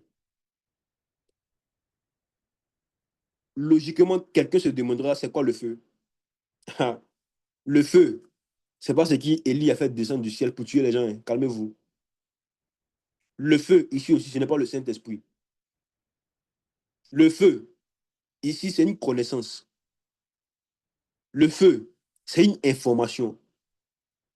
Le feu, c'est une révélation qui vient aider un homme à raisonner et à se comporter de la manière qui va lui faire accéder aux bénédictions de Dieu. Le feu, je réponds pour ceux qui prennent note. Le feu, c'est la connaissance. Le feu, c'est une information. C'est une révélation qui vient aider l'homme à raisonner et à se comporter de la manière qui va lui faire accéder aux bénédictions de Dieu. Jérémie 23, verset 29. Jérémie 23, verset 29. Je lis un verset célèbre pour ceux qui connaissent déjà. Ma parole n'est-elle pas comme un feu, dit l'Éternel, et comme un marteau qui brise le roc? L'Éternel dit à Jérémie ici, ma parole n'est-elle pas comme un feu? Ma parole n'est-elle pas comme quoi? Un feu. On voit là que Dieu parle d'un feu, mais qui vient sous forme de parole. La parole, c'est quoi? La parole, c'est des écrits, des informations, des connaissances. C'est des choses que nous apprenons et qui font changer notre être, qui nous fait grandir. Dieu n'a jamais laissé ses enfants sans le feu. On dit en chanson que ton feu, Seigneur, brûle en moi. Mais le feu est là depuis, ça ne brûle pas sur toi. Le feu est où? Le feu est où? Dieu a déjà donné le feu. Le feu se trouve dans la parole. Dieu n'a jamais laissé ses enfants sans feu. Et ce feu servait à enseigner l'homme, à éclairer l'homme. C'est pourquoi dans le Nouveau Testament, on va voir un verset qui dit que l'onction nous enseigne. J'ai parlé de ça dans la première partie. L'onction nous enseigne toutes choses. La puissance de Dieu, en fait, son premier rôle, c'est d'enseigner. C'est d'aider l'homme à comprendre des réalités spirituelles qui vont lui faire accéder à des bénédictions. Le feu, c'est pour la compréhension. Lorsque tu lis des Écritures, lorsque tu lis un verset et que tu n'as pas le feu, tu ne peux pas comprendre le verset. Lorsque tu lis quelque chose et que ça fait longtemps que tu ne comprends pas, ça veut dire qu'il y a un feu qui te manque. Le feu de la compréhension. L'éclairage, merci. Nous devons être des chrétiens qui ne se jettent pas dans quelque chose sans qu'ils comprennent. Je veux que cette génération de communauté, la colonne ira, la communauté, on ne soit pas des gens qui se jettent dans quelque chose sans comprendre. Oui. Nous devons poser des questions régulières à ceux qui enseignent. Il y a une sœur qui est ici même, qui s'appelle Christine, je ne sais pas si elle est là. Elle aime poser des questions régulières à ceux qui enseignent. Même si je viens t'enseigner des choses que j'ai apprises, qui m'ont aidé, qu'est-ce qui prouve que c'est vrai? Soyez des gens comme ça qui réfléchissent de cette façon-là. Qu'on ne se laisse pas bénir, qu'on ne se laisse pas prendre, qu'on ne se laisse pas surprendre, qu'on ne se laisse pas séduire par des gens qui ont l'apparence de la connaissance. Ils ont l'apparence de connaître, mais ils ne connaissent pas en vrai. Ils sont des menteurs. Il y a manière de mentir. J'étais un bon menteur dans le monde. Je connais ça. Je sais mentir. Il y a manière, je dis, je mentais. Tu peux pas savoir que j'ai menti. Tu peux pas savoir. Et le mensonge est élaboré et sophistiqué. Il était un sage dans le domaine du mensonge. Un sophos dans le mensonge. Par la grâce de Dieu, il m'a délivré, il m'a sauvé. Ah, merci. Le chrétien de l'église de l'Odyssée. Oh. Donc, cherchons à poser des questions régulières à ceux qui enseignent. Comment toutes les choses dont nous sommes devenus esclaves sont venues dans le monde? Ce n'est pas une connaissance. Je vais commencer maintenant à donner quelque chose de bizarre. C'est pas une connaissance que des choses sont venues dans le monde. C'est pas une connaissance, une information. C'est par l'arbre de la connaissance du bien et du mal que le péché est rentré dans le monde. C'est pas une connaissance que le péché est rentré dans le monde. Donc, c'est pas une connaissance aussi que le péché va sortir du monde. Voici pourquoi la solution ultime face à ces oppressions, c'est la connaissance. La solution ultime face à toutes sortes de situations que nous vivons, c'est la connaissance. C'est par la connaissance qu'on devient esclave. C'est par la connaissance aussi qu'on devient libre. Je prends un exemple. Les fumeurs, les impudiques, les démons. C'est parce que tu as connu la cigarette que tu peux aussi, que tu restes dans la cigarette. Parce que la connaissance du plaisir de la cigarette fait que quelqu'un demeure esclave de ça. Mais il faut aussi une autre connaissance, une autre chose pour délivrer la personne de ça. Les impudiques, c'est parce qu'ils ont goûté une fois au rapport sexuel, qu'ils ont connu le goût de ça et puis ils veulent continuer à faire. C'est ça. Si tu ne connais pas une chose, tu n'es pas esclave de la chose. Ce qui s'est passé dans le jardin d'Éden, c'est que Adam et Ève ont connu quelque chose qu'ils ne devaient pas connaître. Donc ils sont rentrés maintenant dans une autre chose, dans l'esclavage. C'est par la connaissance que nous sommes devenus tous pécheurs. Ils ont été curieux de connaître. Donc, ce n'est pas une connaissance aussi qu'on sera libéré. Mais qu'est-ce que nous devons connaître pour être délivrés de toutes ces choses? C'est quoi concrètement que nous devons connaître? Si quelqu'un se pose la question, qu'est-ce que nous devons connaître concrètement pour être délivrés? C'est simple. Le nom du Seigneur. La source de toute délivrance, c'est le nom de Dieu. Plus tu connais la puissance qui est dans son nom, plus tu connais les manifestations de son nom, et plus tu connais comment avoir accès à la délivrance. Et mon frère Emmanuel qui est ici sur TikTok, tu vas connaître un peu c'est quoi le nom de Dieu. Parce que je ne veux pas prier comme connaissant quelque autre chose, à part le nom du Seigneur. Je vais m'appuyer là-dessus pour guérir ton mal de ventre. Wow. Ce sera bizarre tout à l'heure. Écoutez, c'est tellement simple que les gens ne vont pas croire à ça, hein. C'est le nom de Dieu, la connaissance que nous devons avoir. Ça semble tellement facile pour certains chrétiens qu'à la mention de son nom, on peut tout faire. Les incrédules ne peuvent pas y croire à ça. Les incrédules ne peuvent pas croire à ça. Même si je vais parler. Écoutez, ils vont utiliser des artifices pour remplacer le nom de Dieu. Oh, il a dit, en mon nom, ils feront toutes choses, en mon nom. Ce n'est pas au nom de chapelet, ce n'est pas au nom de bougie, ce n'est pas au nom de statue, ce n'est pas au nom de parfum spécial, ce n'est pas au nom d'artifice, ce n'est pas au nom de rituel d'eau bénite. Non, c'est au nom de celui qui s'appelle Je suis, au nom de Dieu. Au nom de Dieu. Ce n'est pas, ce n'est pas un autre nom. Ce n'est pas des choses parfumées. J'étais dans un bus une fois. On dit un sang parfumé. Que si ton mari se va au Canada, si tu allumes un sang, il va prendre l'avion pour revenir sur toi. Il dit, hey, c'est quoi ça encore? Dans le bus. Et puis il insiste là-dessus. Il dit, hey, il dit, ce parfum, lorsque tu mets, il ne pourra plus jamais te tromper. C'est de l'encens parfumé, de l'encens spécial. Attire-moi, attire-moi. Il dit, vieux, calme-toi. Le monsieur a arrêté derrière lui, il a commencé à parler en langue un peu. Il est descendu du bus au prochain arrêt. Je n'ai pas compris pourquoi, en tout cas. Mais je chauffais un peu son dos. Et donc, elle, elle connaît, la voici, elle connaît, elle a dit, elle connaît. Donc, il y a ce genre de choses que les gens utilisent pour venir berner le peuple de Dieu. Or, il n'y a rien sur nous, il n'y a pas d'artifice. Je suis seul dans ma chambre. Il n'y a rien sur nous. On est là comme ça. À la mention d'un seul nom, Jésus. Mais c'est quoi le nom de Dieu? J'ai dit le nom de Dieu, mais c'est quoi le nom de Dieu? Suivez attentivement. Dieu ne s'appelle pas Jésus. Première vérité. Dieu ne s'appelle pas Jésus. Jésus, c'est un prénom, c'est un mot. Mais dans le monde spirituel, ce n'est pas le nom de Dieu. On peut voir aujourd'hui qu'il y a des gens qui s'appellent Jésus, hein. C'est un nom comme ça, hein. Je prononce Jésus, tu prononces Jésus. On est pareil, quoi. Chacun prononce Jésus comme il veut. Au nom de Jésus, au nom de Jésus. Il y a même un homme dans les Écritures qui s'appelait Bar Jésus, fils de Jésus. En Argentine, les Argentins, là, Jesus Navas, les Jesus, eux, tous s'appellent Jésus, Jésus. Jésus, Jésus. C'est un nom commun. C'est un nom commun. Il y a où dit la vérité, c'est un nom commun. Mais celui qui utilise le mot Jésus, tandis qu'il n'habite pas en lui, ce mot n'a aucune efficacité dans sa bouche.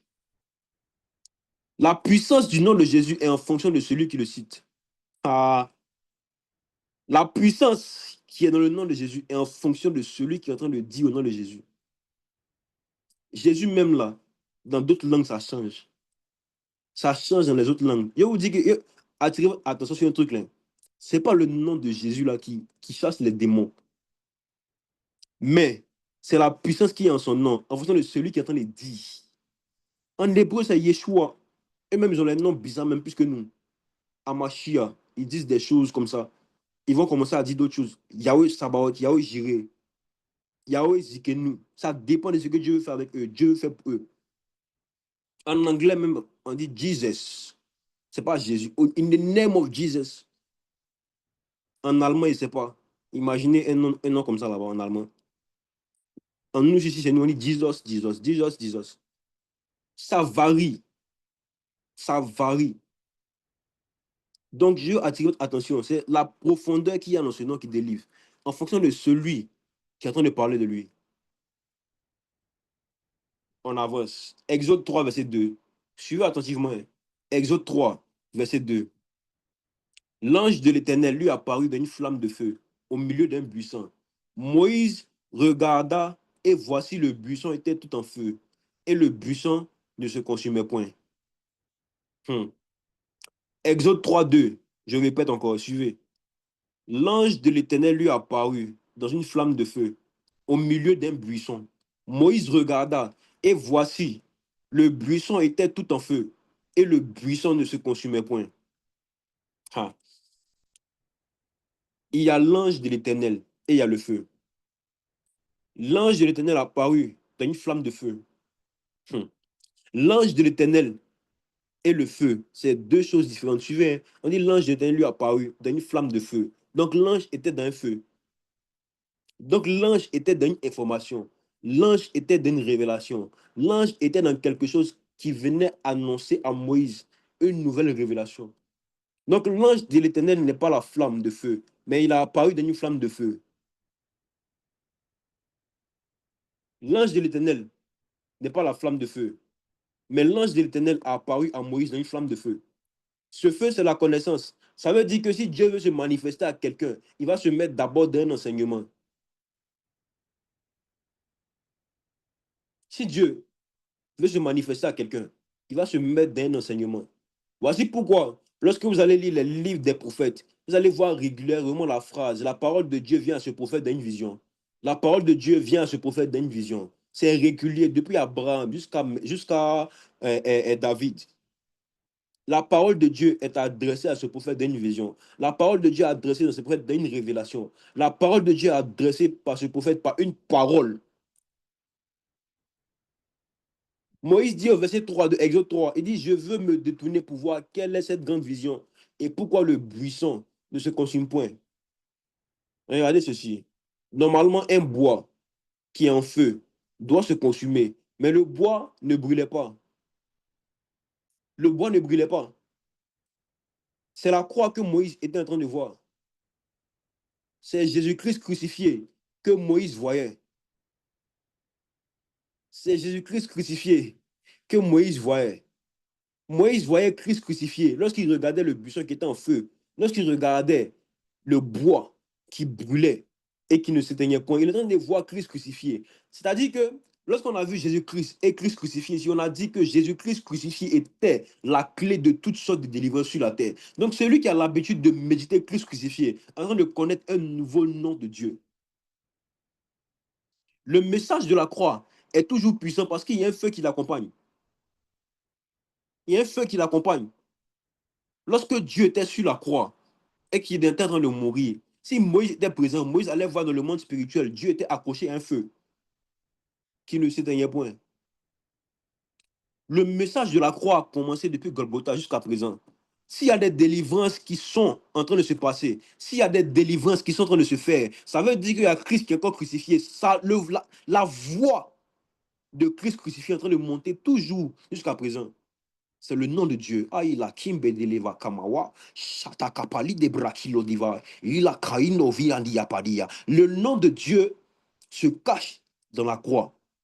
Celui qui a l'habitude de méditer la croix de Jésus, de méditer les enseignements qui sont en rapport avec la croix, en train de connaître le nom de Dieu. Donc, celui qui dit au nom de Jésus sans connaître Christ crucifié en lui-même ne pourra pas faire de délivrance. Celui qui dit Christ crucifié sans prononcer le nom régulier, celui qui veut appliquer, qui veut faire des délivrances sans connaître Christ crucifié, sans connaître l'œuvre de la croix, la mort, l'ensevelissement et la résurrection de Jésus, il ne connaît pas Christ. Il vivra toujours dans les mêmes situations. Il sortira d'un lieu, on priera pour lui, il va tomber, il va revenir toujours dans la même position, il va tomber, il va se relever, tomber, relever, tomber, relever. La routine, quoi. Quelqu'un qui a une connaissance dans quelque chose ne peut pas tomber tout le temps à l'église, c'est ridicule. Ah. Avançons. Exode 3, verset 13 à 15. Ah, on monte, on monte. Exode 3, Exode 3, verset 13 à 15. Moïse dit à Dieu, j'irai donc vers les enfants d'Israël et je leur dirai, le Dieu de vos pères m'envoie vers vous. Mais s'ils me demandent quel est son nom, que leur répondrai-je? Ah. Chapitre 14. Dieu dit à Moïse, je suis celui qui suis. Écoutez, Dieu dit à Moïse, je suis celui qui suis. Et il ajouta, c'est ainsi que tu répondras aux enfants d'Israël. Celui qui s'appelle je suis m'a envoyé. Ah. Ensuite, Dieu dit encore à Moïse, tu parleras ainsi aux enfants d'Israël, l'Éternel, le Dieu de vos pères, le Dieu d'Abraham, le Dieu d'Isaac et le Dieu de Jacob m'envoie vers vous. Regardez un truc là, le nom de Dieu qu'on a cité là. Moïse dit à Dieu, tu t'appelles comment? Il dit, je suis celui qui suis. Après, il dit aux enfants d'Israël, tu vas leur dire que je m'appelle, je suis. Après, il dit que le Dieu de vos pères, Abraham, Isaac et Jacob m'envoie vers vous. Donc finalement, quel est le nom de Dieu? Il a dit à Moïse trois noms. Donc finalement, de vous à moi, quel est son nom? Je suis devant Dieu, Père, tu t'appelles comment? Il dit, je suis celui qui suis. Il dit, mais s'il me demande qui m'a envoyé, il dit, il faut dire, je suis, t'envoie. Et puis, si tu leur parles, il faut lui dire, le Dieu de leur père les envoie. Bon, finalement, qui t'a envoyé? Qui m'envoie? Dieu est bizarre. Si Dieu me dit ça, me dit, mais Père, what is it? Ah. Moïse pose toutes ces questions parce qu'il savait que les enfants d'Israël étaient incrédules. Ils avaient besoin de preuves pour comprendre, pour connaître ce qui anime quelqu'un. Ils étaient des gens très, très, très incrédules, mais ils étaient aussi très rigoureux sur les lois spirituelles. Ils savent que l'efficacité d'une prière dépend du nom de l'esprit qui est derrière. L'efficacité d'une prière dépend du nom de l'esprit qui est derrière. Quand tu demandes à un humain son nom, il te donne un mot. Ah, quand tu demandes à un esprit son nom, il te donne une manifestation. Quand tu demandes à un humain son nom, il te donne un mot. Il te dit, je m'appelle Joanne. Mais lorsque tu demandes à un esprit ses manifestations, il dit, je m'appelle la parole de connaissance. Si vous me demandez mon nom, je vous dis que je m'appelle Joanne. Mais si vous demandez à mon esprit comment il s'appelle, je dis, je m'appelle l'esprit de prophétie. Lorsque tu demandes à un homme son nom, il te donne un nom. Lorsque tu demandes à un esprit, il te donne une manifestation. Ce que Dieu a dit à Moïse ici, ce n'est pas seulement un nom. Il a donné à Moïse trois manifestations. Il a donné à Moïse trois manifestations. Il a dit à Moïse, je suis celui qui suis. Après, je suis. Après, je suis le Dieu de vos pères. Trois manifestations, trois puissances, trois onctions. Premier nom, je suis celui qui suis. Il a dit à Moïse, pour toi, je m'appelle celui qui suis. Je suis celui qui suis. Je suis celui qui suis. Il a donné une révélation particulière à Moïse. Parce que Moïse n'était pas appelé à faire ce que les autres faisaient. Moïse était spécial. Moïse était spécial. C'est l'image de tous les porteurs de réveil. Dieu se révèle à eux d'une autre façon, pas de la même manière qu'il se révèle à tout le monde. Pas de la même manière. C'est pour cela qu'il y a certains produits, il y a certains fruits que quelqu'un va manifester facilement parce qu'il a reçu déjà un mandat de la part de l'Éternel. Il a parlé avec Dieu. Dieu lui a dit, je suis celui qui suis. Tu feras les miracles par je suis celui qui suis. Il a divisé la mer avec je suis celui qui suis. Les enfants d'Israël ne connaissaient pas je suis celui qui suis. Ils ne connaissaient pas cette manifestation. Eux, ils connaissaient le Dieu de vos pères, Abraham, Isaac, Jacob. Ils connaissaient je suis. Mais ils ne connaissaient pas je suis celui qui suis. Ah. Le deuxième nom, je m'appelle je suis. Ça, c'est pour les enfants d'Israël. Il dit, va leur dire que moi, je m'appelle je suis. Mais pour toi, je m'appelle je suis celui qui suis. Et puis, troisième nom, il dit l'Éternel, le Dieu de vos pères, le Dieu d'Abraham, le Dieu d'Isaac et le Dieu de Jacob. Il leur disait aussi que pour vivre certaines grâces, j'ai rattaché ces grâces-là à vos pères. À vos pères.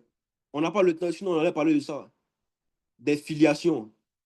Des filiations, mais prochainement. Dieu n'a jamais eu l'intention que tout le monde connaisse son nom. Voici pourquoi il y a certaines délivrances que personne, des gens ne pourront pas faire parce qu'ils n'ont pas reçu, ils n'ont pas parlé avec Dieu de la délivrance.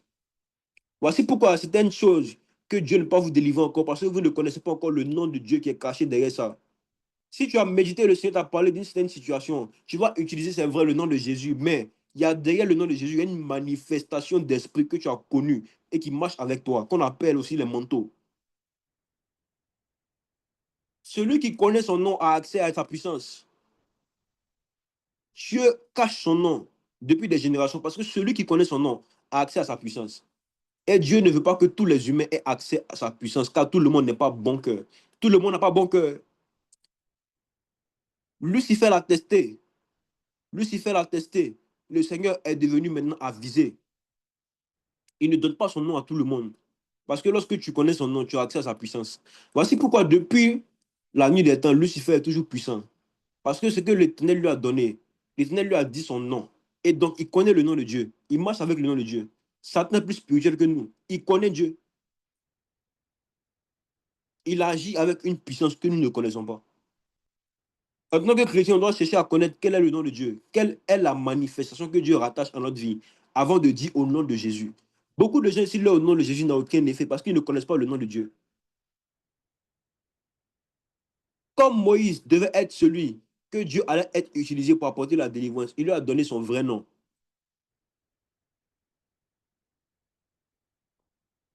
Comme Moïse devait être celui que Dieu allait utiliser pour apporter la délivrance, Dieu lui a donné son vrai nom. Ah, le nom Jésus traduit par Yeshua, qui signifie Dieu sauve, est une manifestation de Dieu. Mais ce n'est pas le mot qui agit, mais la manifestation qui est derrière.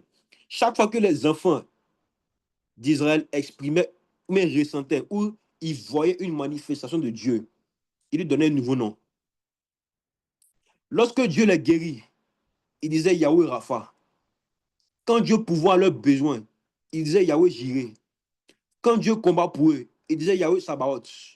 Donc, en fonction des manifestations d'esprit que Dieu donnait, Dieu, il disait un autre nom de Dieu. Il disait cela.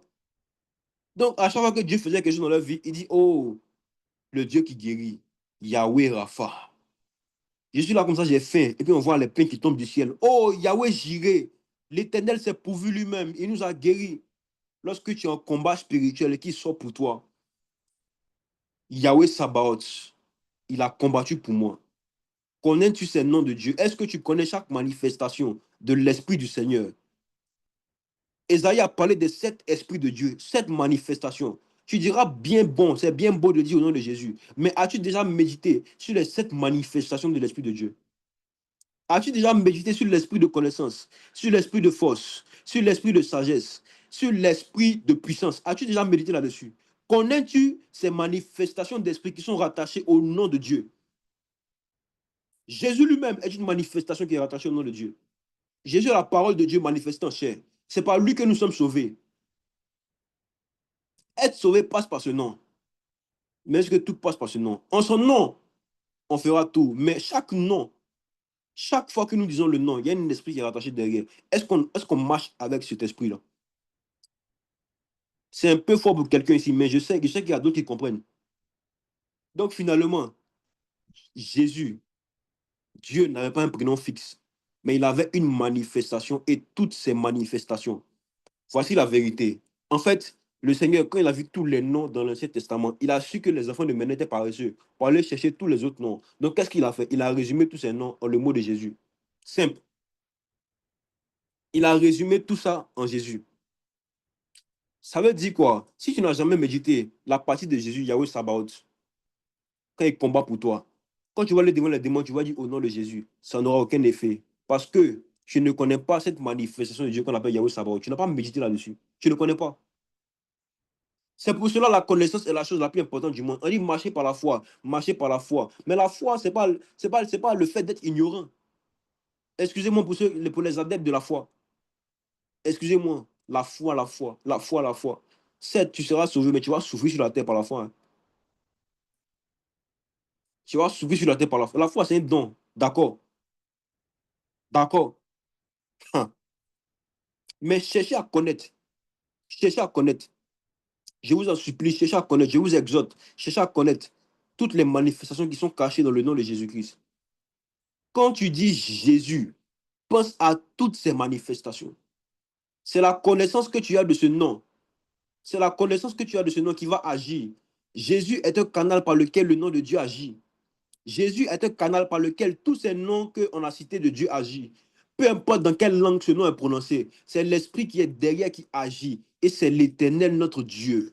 Lorsque je vais prier pour un malade, je connais cette manifestation de Dieu qui s'appelle Yahweh Rapha. Je l'ai médité. Je savais que Jésus a guéri les enfants d'Israël par un serpent. Il a levé le serpent. Les gens ont regardé le serpent. Ils étaient guéris parce qu'ils ont médité. Ils ont vu Christ sur la croix. Je connais ces choses-là qui sont dans mon cœur. Je marche avec ça. Je vais devant un malade. Il dit, connais-tu le serpent des reins? Sais-tu que si tu me regardes Dieu dans ses yeux, tu vas être guéri?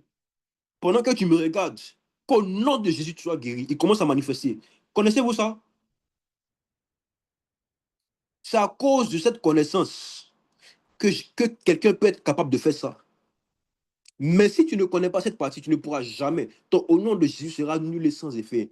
Même tu vas faire songe, on va t'attaquer, tu vas dire au nom de Jésus. Ils vont rire. Tu dis quoi même? Tu dis quoi? Ah. Apocalypse 19, verset 11. Apocalypse 19, verset 11 à 13. Puis, je vis le ciel ouvert, et voici parut un cheval blanc. Celui qui le montait s'appelle fidèle et véritable, et il juge et combat avec justice. Ah. Ses yeux étaient comme une flamme de feu. Sur sa tête étaient plusieurs diadèmes. Il avait un nom écrit que personne ne connaît, si ce n'est lui-même. Il était revêtu d'un vêtement teint de sang. Son nom est la parole de Dieu.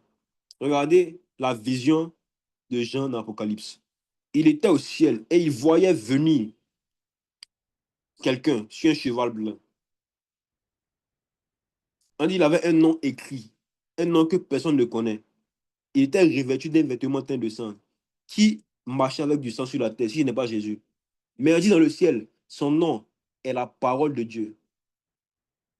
Son nom, c'est la parole de Dieu. Mes frères et sœurs, mes frères et sœurs, Jésus, c'est la parole de Dieu. Dans le monde spirituel, on ne l'appelle pas Jésus. C'est le nom que nous avons pour appeler toutes les manifestations de la parole de Dieu. La parole de Dieu, c'est le canal, c'est la chose qui va nous faire grandir. C'est la chose qui va nous donner la puissance. C'est la chose qui va appeler plusieurs manifestations dans notre vie. Il s'appelle la parole. Celui qui utilise le mot Jésus sans être rempli de la parole, cela est nul et sans effet. Le mot Jésus est comme une télécommande. Mais ce n'est pas la télécommande qui allume la télé, c'est la pile. La pile, c'est la parole. S'il n'y a pas de pile dans la télécommande, elle est sans effet. La pile du nom de Jésus, c'est la parole. Lorsque tu utilises le nom de Jésus, l'effet que ça va faire est en fonction de la parole qui est en toi. Son nom, c'est la parole de Dieu. Celui qui ne connaît pas des versets par cœur, celui qui ne connaît pas la parole de Dieu, celui qui ne connaît pas les Écritures ne pourra pas agir à une certaine intensité, à une certaine force, puissance du nom de Jésus. Là où il n'y a pas la parole de Dieu, même s'il y a beaucoup de miracles, Jésus n'est pas là-bas. Là où il y a la parole de Dieu et qu'il n'y a pas de miracle, Jésus n'est pas là-bas. Jean le Baptiste a dit, il dit, je baptise d'eau, mais celui qui va venir va vous baptiser d'esprit et de feu. On reçoit le baptême du Saint-Esprit une fois, mais le feu, on le reçoit pendant toute la vie, car on ne finit jamais de connaître. On ne finit pas de connaître la parole de Dieu. Or, la parole est un feu. La compréhension du feu. Voici le feu de la connaissance. Voici le feu de la parole. C'est la connaissance. C'est la parole de Dieu. C'est connaître, se remplir des Écritures pour que ton, au nom de Jésus, sois puissant. Voici le véritable feu qui donne la délivrance. Ce n'est pas beaucoup de prières, mais c'est beaucoup d'écriture. Ce n'est pas beaucoup de prières, c'est beaucoup de connaissances. Ce n'est pas beaucoup de prières, c'est beaucoup de sagesse. Ce n'est pas beaucoup de prières, c'est beaucoup de vérité profonde. qui donne à ton nom de Jésus un bruit fort, un signal fort dans le monde des esprits. Et lorsque tu marches avec cette assurance, tu as confiance qu'aucun démon ne peut te faire du mal. Jamais, jamais, jamais. Le niveau de puissance qu'un homme peut atteindre par le feu de la connaissance de la parole est infini. C'est infini. C'est infini. Et veillez-vous à connaître la parole et à la chercher plus que tout. Est-ce qu'on peut prier? Est-ce qu'on peut prier? On va prier pour ce deuxième point, le feu de la délivrance, le feu de la parole, le feu de la délivrance. Quel est ce feu-là? Prie pour découvrir le feu de ta saison. La révélation que Dieu veut que tu expérimentes de lui, le niveau de puissance dans lequel il veut que tu marches avec lui. Il faut que tu cherches ça dans la parole. Il faut que tu cherches ça dans la parole. Quel est le feu de ta saison? Quelle est l'écriture que tu dois lire en cette saison? Quel est le feu? Quelle est la compréhension que tu dois avoir en cette saison pour grandir dans les choses de l'esprit? Tu veux le feu, tu sais quoi faire. Va méditer. Va connaître les Écritures. Prie le Seigneur. Demande à Dieu que tu veux une nouvelle force pour rechercher le feu. Que tu veux une nouvelle capacité à pouvoir chercher le feu qui est caché dans les Écritures. Le feu, ce n'est pas un truc physique qui descend du ciel. Le feu, c'est la connaissance. Premièrement, il a envoyé l'onction pour guérir. Il a envoyé l'onction pour délivrer. Il a envoyé l'onction pour ça. Les brandes les éplats mantila. Aripla gintolis gepato. Skepeteleke paria parande les oprandila. Eras gopataya kamalia vi. Il a envoyé le feu pour délivrer les gens, pour leur donner la paix, pour leur donner la consécration, pour leur donner la capacité de pouvoir vivre, de pouvoir grandir dans les choses de l'esprit. Il a envoyé le feu pour ne pas que les gens vivent dans les oppressions. Il a envoyé le feu pour délivrer tous ceux qui manquaient de paix, pour délivrer des péchés, pour délivrer des mauvaises habitudes, pour délivrer de toute servitude de la part des démons, de la part des esprits méchants, de la part de tous ceux qui veulent vous enlever la paix, des mauvais parents, des sorciers, des esprits impurs. Le Seigneur envoya sa parole. Le Seigneur envoya sa parole et sa parole vous délivre.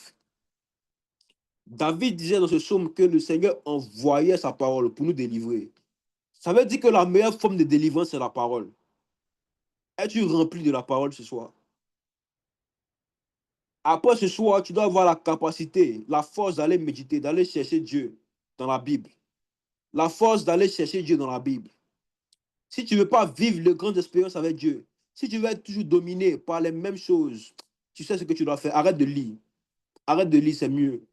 Mais si tu veux vivre des expériences surnaturelles, tu veux vivre des expériences avec des anges, tu veux voir des visions, médite la parole. La parole de Dieu t'a adressé à Abraham, à Moïse, à Josué dans une vision. La parole venait sous forme de vision. Tu veux vivre des visions, lis la parole.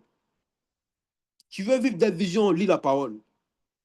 Le Seigneur envoie sa parole sous forme de vision. Mais ça passe aussi dans les Saintes Écritures. Médite la parole jour et nuit. Josué 1, verset 8. Afin que tu réussisses dans toutes tes entreprises.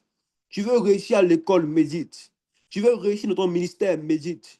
Peu importe ce que tu veux faire, il a rattaché cela à la méditation. Tu manques de sagesse, médite. Tu manques de prière, médite. Tu manques de toutes sortes de choses. Tu tombes beaucoup malade, médite. C'est simple, médite. Médite que Dieu te donne la capacité de méditer. La padi et panta, la kamawi aviadia. Ziplai dabila di abadu la givadi abato. Brende le kabadia tum plan divo. Abasu plan de bakia lavadia. Oh, rakamawa zipla kimi. Le Seigneur me dit que il y a certaines personnes ici, waouh, leur parler en langue est rattaché à leur méditation. Il sait que s'il leur donne la capacité de parler en langue, ils vont plus lire les Écritures. Parce qu'ils penseront que Dieu leur parle directement. Ah, mais ça ne viendra pas. Médite et tu parleras en langue. La kumbale da via dia. Ziplenge dege banda la kazip la kum atu plan de kuvalia.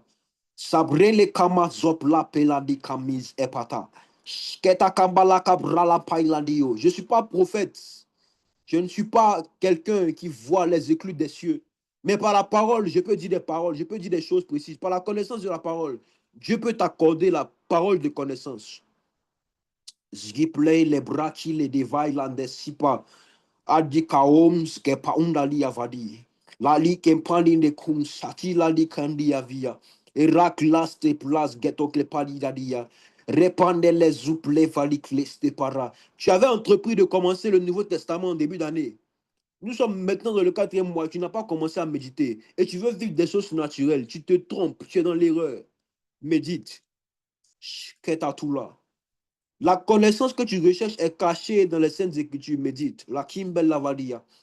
Oraclos te panegavia. Zgipatakamantula di aklos de valia. Le diable ne veut pas que vous sachiez ces choses. Donc, il vous rend insensible à ce genre de message. Il vous rend mou face à ce genre de message. Il vous rend bizarre face aux messages qui viennent parler d'aller chercher la sagesse dans les Écritures, d'aller chercher les connaissances dans les Écritures, d'aller écouter les prédications. Le diable ne veut pas de ça sur vous. Il ne veut pas que vous sachiez, que vous connaissez votre position spirituelle. Il ne veut pas que vous connaissiez ça. Vous pouvez tous prophétiser, dit l'apôtre Paul. Vous pouvez tous faire ce genre de choses. Ce que je fais ce soir, vous pouvez faire ça aussi. Ça passe par quoi? Par la méditation, on médite. Pankilandia, Zgipele de Kozeplandi, Abraham Tule Glaviador, Chapala Maila Arindo, Rakondele Kozepandi, Erafile Gleisto Brantula di Plankundi Pa Andalavia, Ziplempendele Kozepandia Vis, Katotolash Kapandele Kua, Seblaka Mawanda Vile Go Sebrantele Koza. Le ciel est ouvert pendant que Dieu est en train de guérir les cœurs. Pendant que tu pries, le Seigneur va faire des choses pour toi. Prie le Seigneur, demande-lui la force de méditer. Demande-lui le feu. Désormais, si tu veux le feu, tu sais quoi faire. Tu sais quoi faire. Je veux demander ici à tous ceux qui ont l'esprit de Dieu, qui sont poussés par le Dieu des esprits des prophètes, de commencer à parler en langue pendant 5 minutes sans interruption. Commencez à parler la langue des esprits. Jean-David, moi, il montait avec moi. La tous est panglavinde koa. Zgipandile abrachidoa. Kapata kama wande kadi palia. Iraplas kipandivea. Aila hila blandi. Irok levante le cose pandia vikla pantuli di baba supply.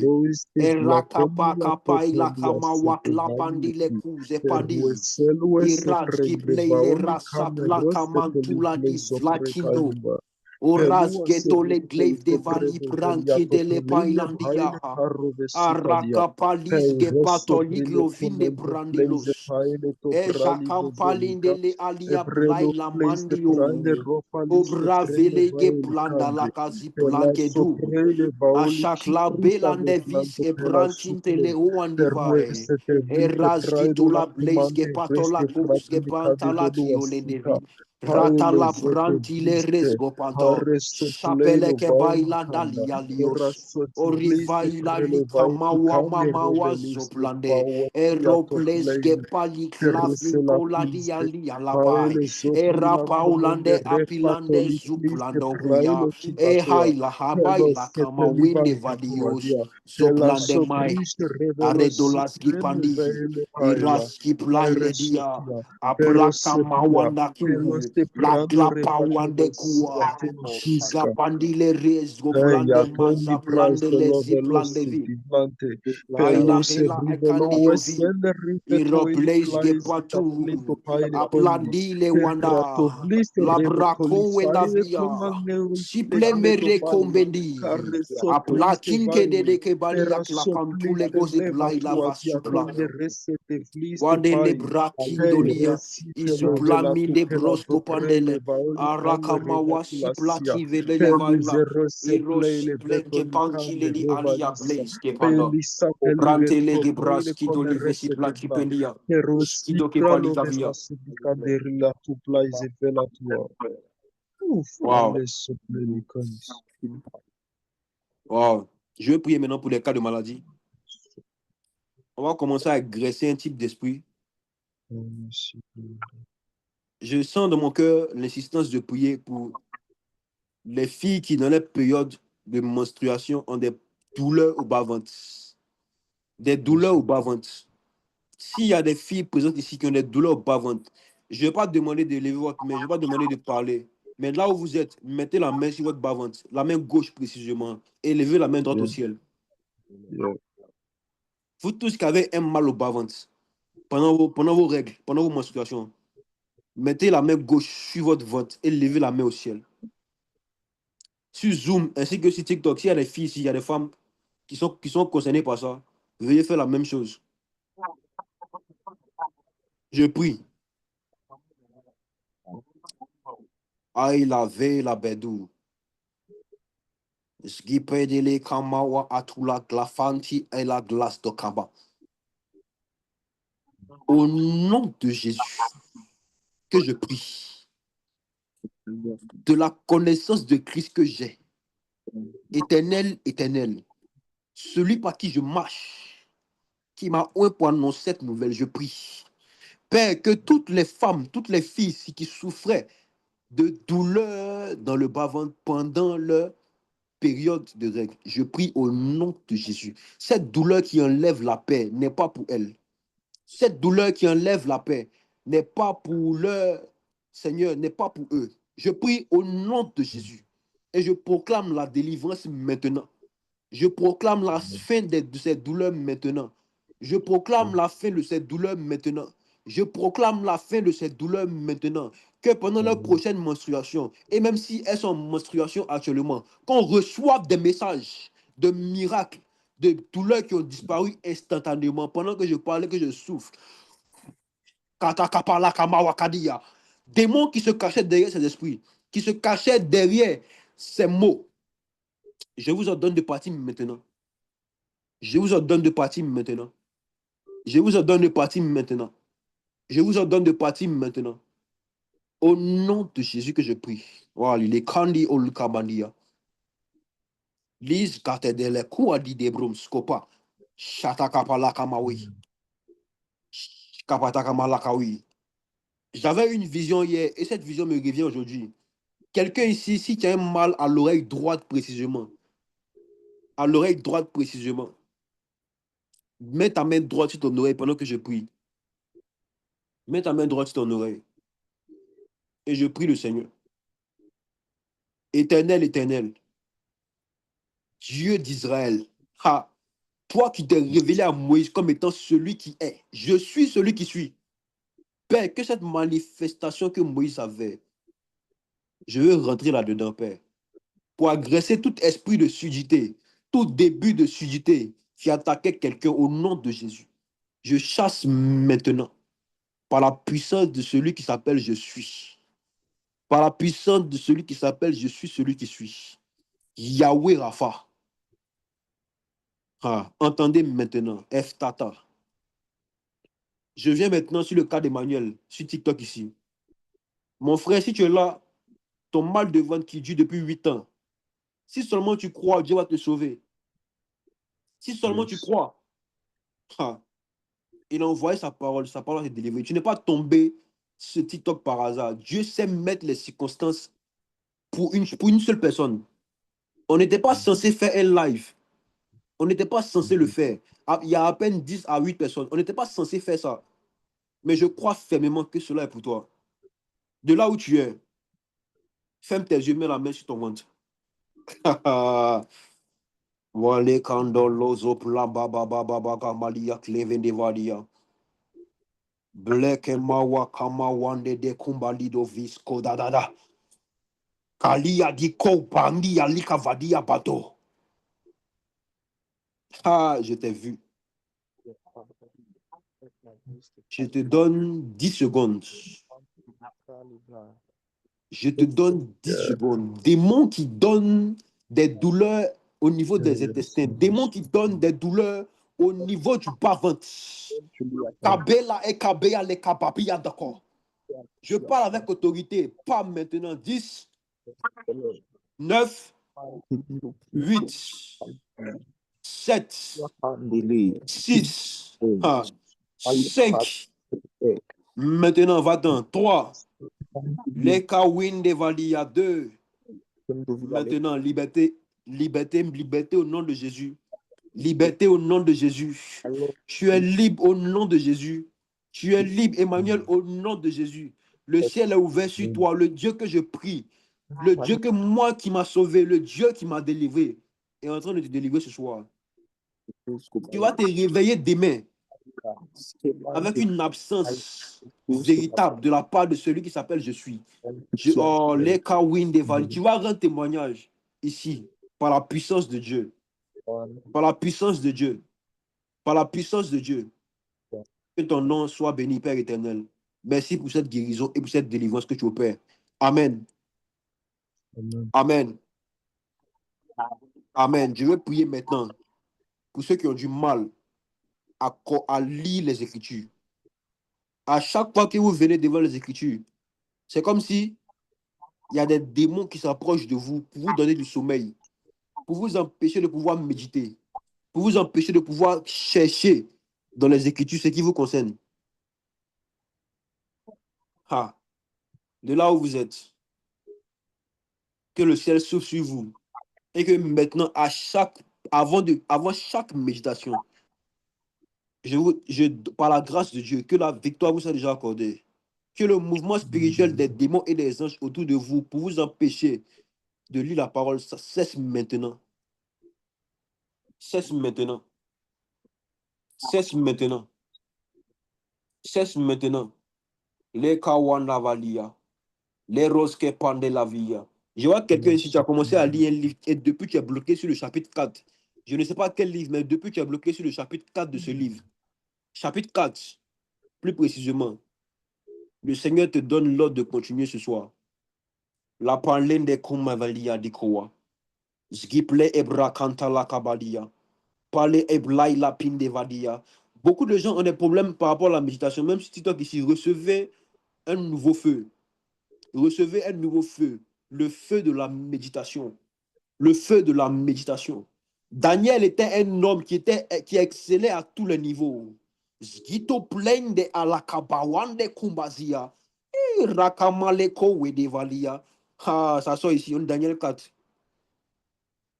Le Seigneur est précis. La kindele et la brakilove. Brata la kamawande kavia la kazupla. Rekepa lanta la kailandi atula veiles gepata. Kepete ke manta la kaparaka paliga briatiabia. Razuplende le cose pali glavinte via la kamawande uza pleide. Reko ala tapailandi aliza plaide dopande comme vie. Passez beaucoup de temps à méditer. Ah, des heures que vous passez à prier ne sont pas plus importantes que les heures que vous passez à méditer. Il faut que dans votre tête, désormais, la méditation et la prière sont au même niveau. Plus prier et moins méditer, ce n'est pas être équilibré. Sachez faire l'équilibre. Autant que vous priez, autant méditer.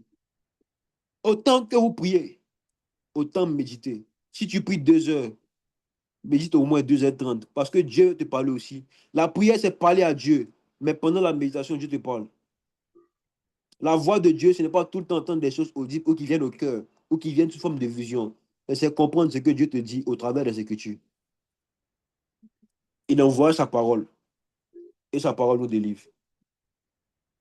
Que le nom de Jésus soit glorifié. Amen.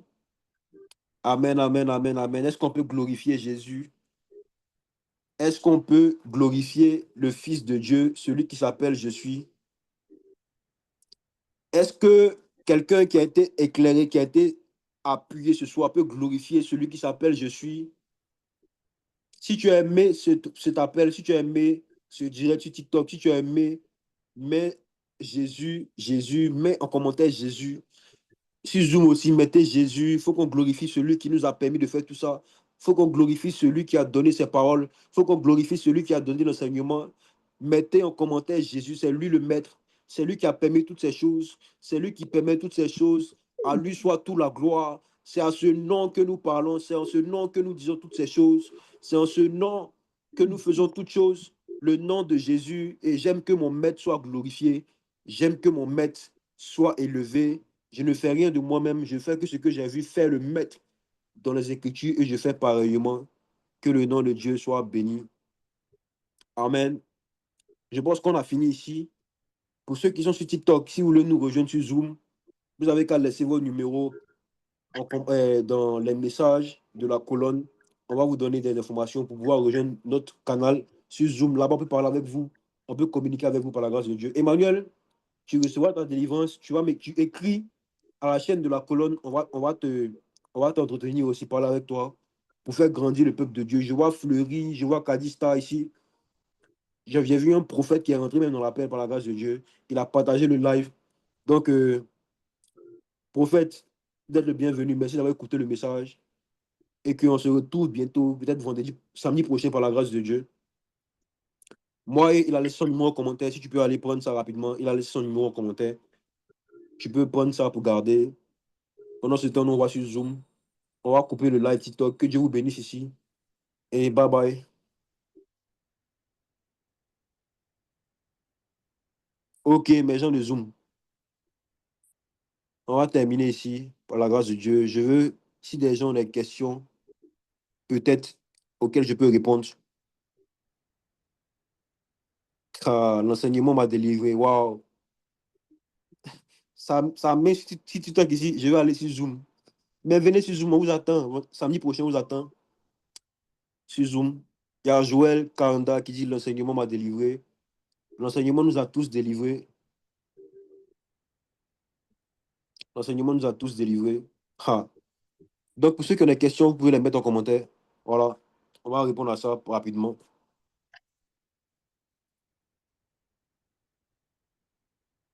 OK. Comment méditer sans interruption? La méditation, c'est une discipline, c'est un style de vie. Donc, pour garder sa vie de méditation, il faut être rigoureux avec soi-même. Moi, je ne passe pas par quatre chemins pour dire, ah, on doit chasser l'esprit qui empêche la méditation. Non, ça va de toi-même d'abord. Maintenant, si le problème, ça va être un problème spirituel, je pense qu'on pourra prier pour ça. Mais méditer sans interruption, il y a des hauts et des bas dans la vie, mais il faut quand même avoir une régularité. J'ai vu un enseignement de l'apôtre Ivan Castanou qui a dit, si tu te poses une discipline de pouvoir d'abord manger la parole spirituelle avant de manger la nourriture physique, tu vas commencer même à lire même une petite portion des Écritures. Le problème avec les gens, c'est qu'ils veulent méditer d'abord tout un livre. Or, la méditation, c'est méditer aussi un seul verset. Ne vous pressez pas. Ne vous n'accélérez pas les choses, en fait. Parce que de un seul verset peut sortir au moins cette vérité profonde. On pense savoir méditer, on pense connaître la méditation, mais on ne le connaît pas, en fait. Donc, cherchons plus à lire une partie chaque fois avant de manger. Genre, avant de manger ta nourriture solide, là, il faut d'abord manger la nourriture spirituelle. Avant de dire, Père, bénis ce repas, tu te rappelles, tu dis, attends, allez lire un peu là-bas avant de venir. Si tu mets ça dans ta tête, tu vas commencer à faire ça.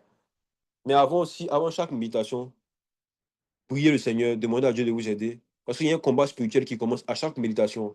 Voici une vérité par rapport à ça, c'est que, rappelez-vous de l'eunuque éthiopien, lorsqu'il était en train de lire les Écritures et que l'apôtre Philippe passait là, et il a demandé à l'eunuque éthiopien, comprends-tu ce que tu lis?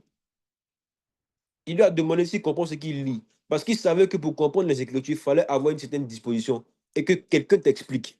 Ça veut dire quoi? Ça veut dire que lorsque tu commences à méditer, il y a les anges qui viennent à côté de toi pour t'apporter le feu de la compréhension. Lorsque tu lis, le feu de la compréhension. Si tu as lu que tu as compris une chose, je vous dis la vérité, c'est parce que dans le monde spirituel, quelqu'un t'a expliqué.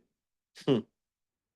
Si tu lis Philippiens 4, verset 13, je puis tout par celui qui me fortifie, et que tu as compris ce que tu lis, c'est qu'on t'a expliqué dans le monde spirituel. Quelqu'un est venu expliquer à ton esprit ce que tu lis. Donc, chaque lecture, c'est un combat spirituel. Parce que pendant que la parole est en train de quitter le ciel pour venir vers toi, il y a les anges qui sont sur la terre, ici, on appelle les démons d'espace, les démons territoriaux, qui empêchent aussi la parole de venir. Un exemple de démon territorial, on l'appelle le prince de Perse. Il y a un message qui devait venir à Daniel. Le démon s'est interposé entre le message que Dieu a donné et le message que Daniel devait recevoir pendant 21 jours. Ah, il y avait un combat spirituel qui se passait entre Daniel et le message de Dieu. Donc, à chaque fois qu'on veut méditer pour recevoir les paroles du Seigneur, il y a des combats spirituels qui se passent. Donc, la méditation, c'est une œuvre spirituelle plus que physique.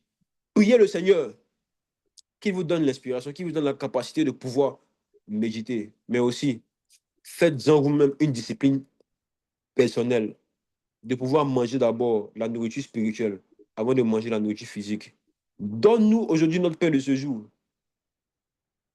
Dieu ne parlait pas d'abord de pain physique, mais il parlait de pain spirituel. Hmm. J'espère que j'ai un peu répondu à ta question, par la grâce de Dieu. J'ai appris beaucoup aujourd'hui. Megan, merci. J'ai toujours des mots. Si un commence, il en déclenche un autre. Et je prends beaucoup de médoc à un simple mal. Il faut méditer aussi pour ça. Ah, c'est réel. Médite. Médite. C'est une vérité que je te donne. Médite. Médite le proverbe 3 verset 8. Médite même tout le proverbe 3. À partir du verset 8, attaque ton esprit sur le verset 8 et demande à Dieu, Seigneur, est-ce réel? Si je médite les Écritures, j'aurai la santé. J'ai dit que la santé, c'est le fait de ne jamais tomber malade. Or, la guérison, c'est arrêter une maladie, mais la maladie va revenir après. Connais-tu la santé? Médite, tu verras. Hmm. À quoi cela est dû le fait de se sentir toujours vide malgré la volonté de marcher avec Dieu? Mais c'est en vain. Même lire la Bible, c'est comme si je lis sans retenir ce que je lis. Ainsi que la prière, c'est plus comme avant, je parle, mais je sens que je suis obligé.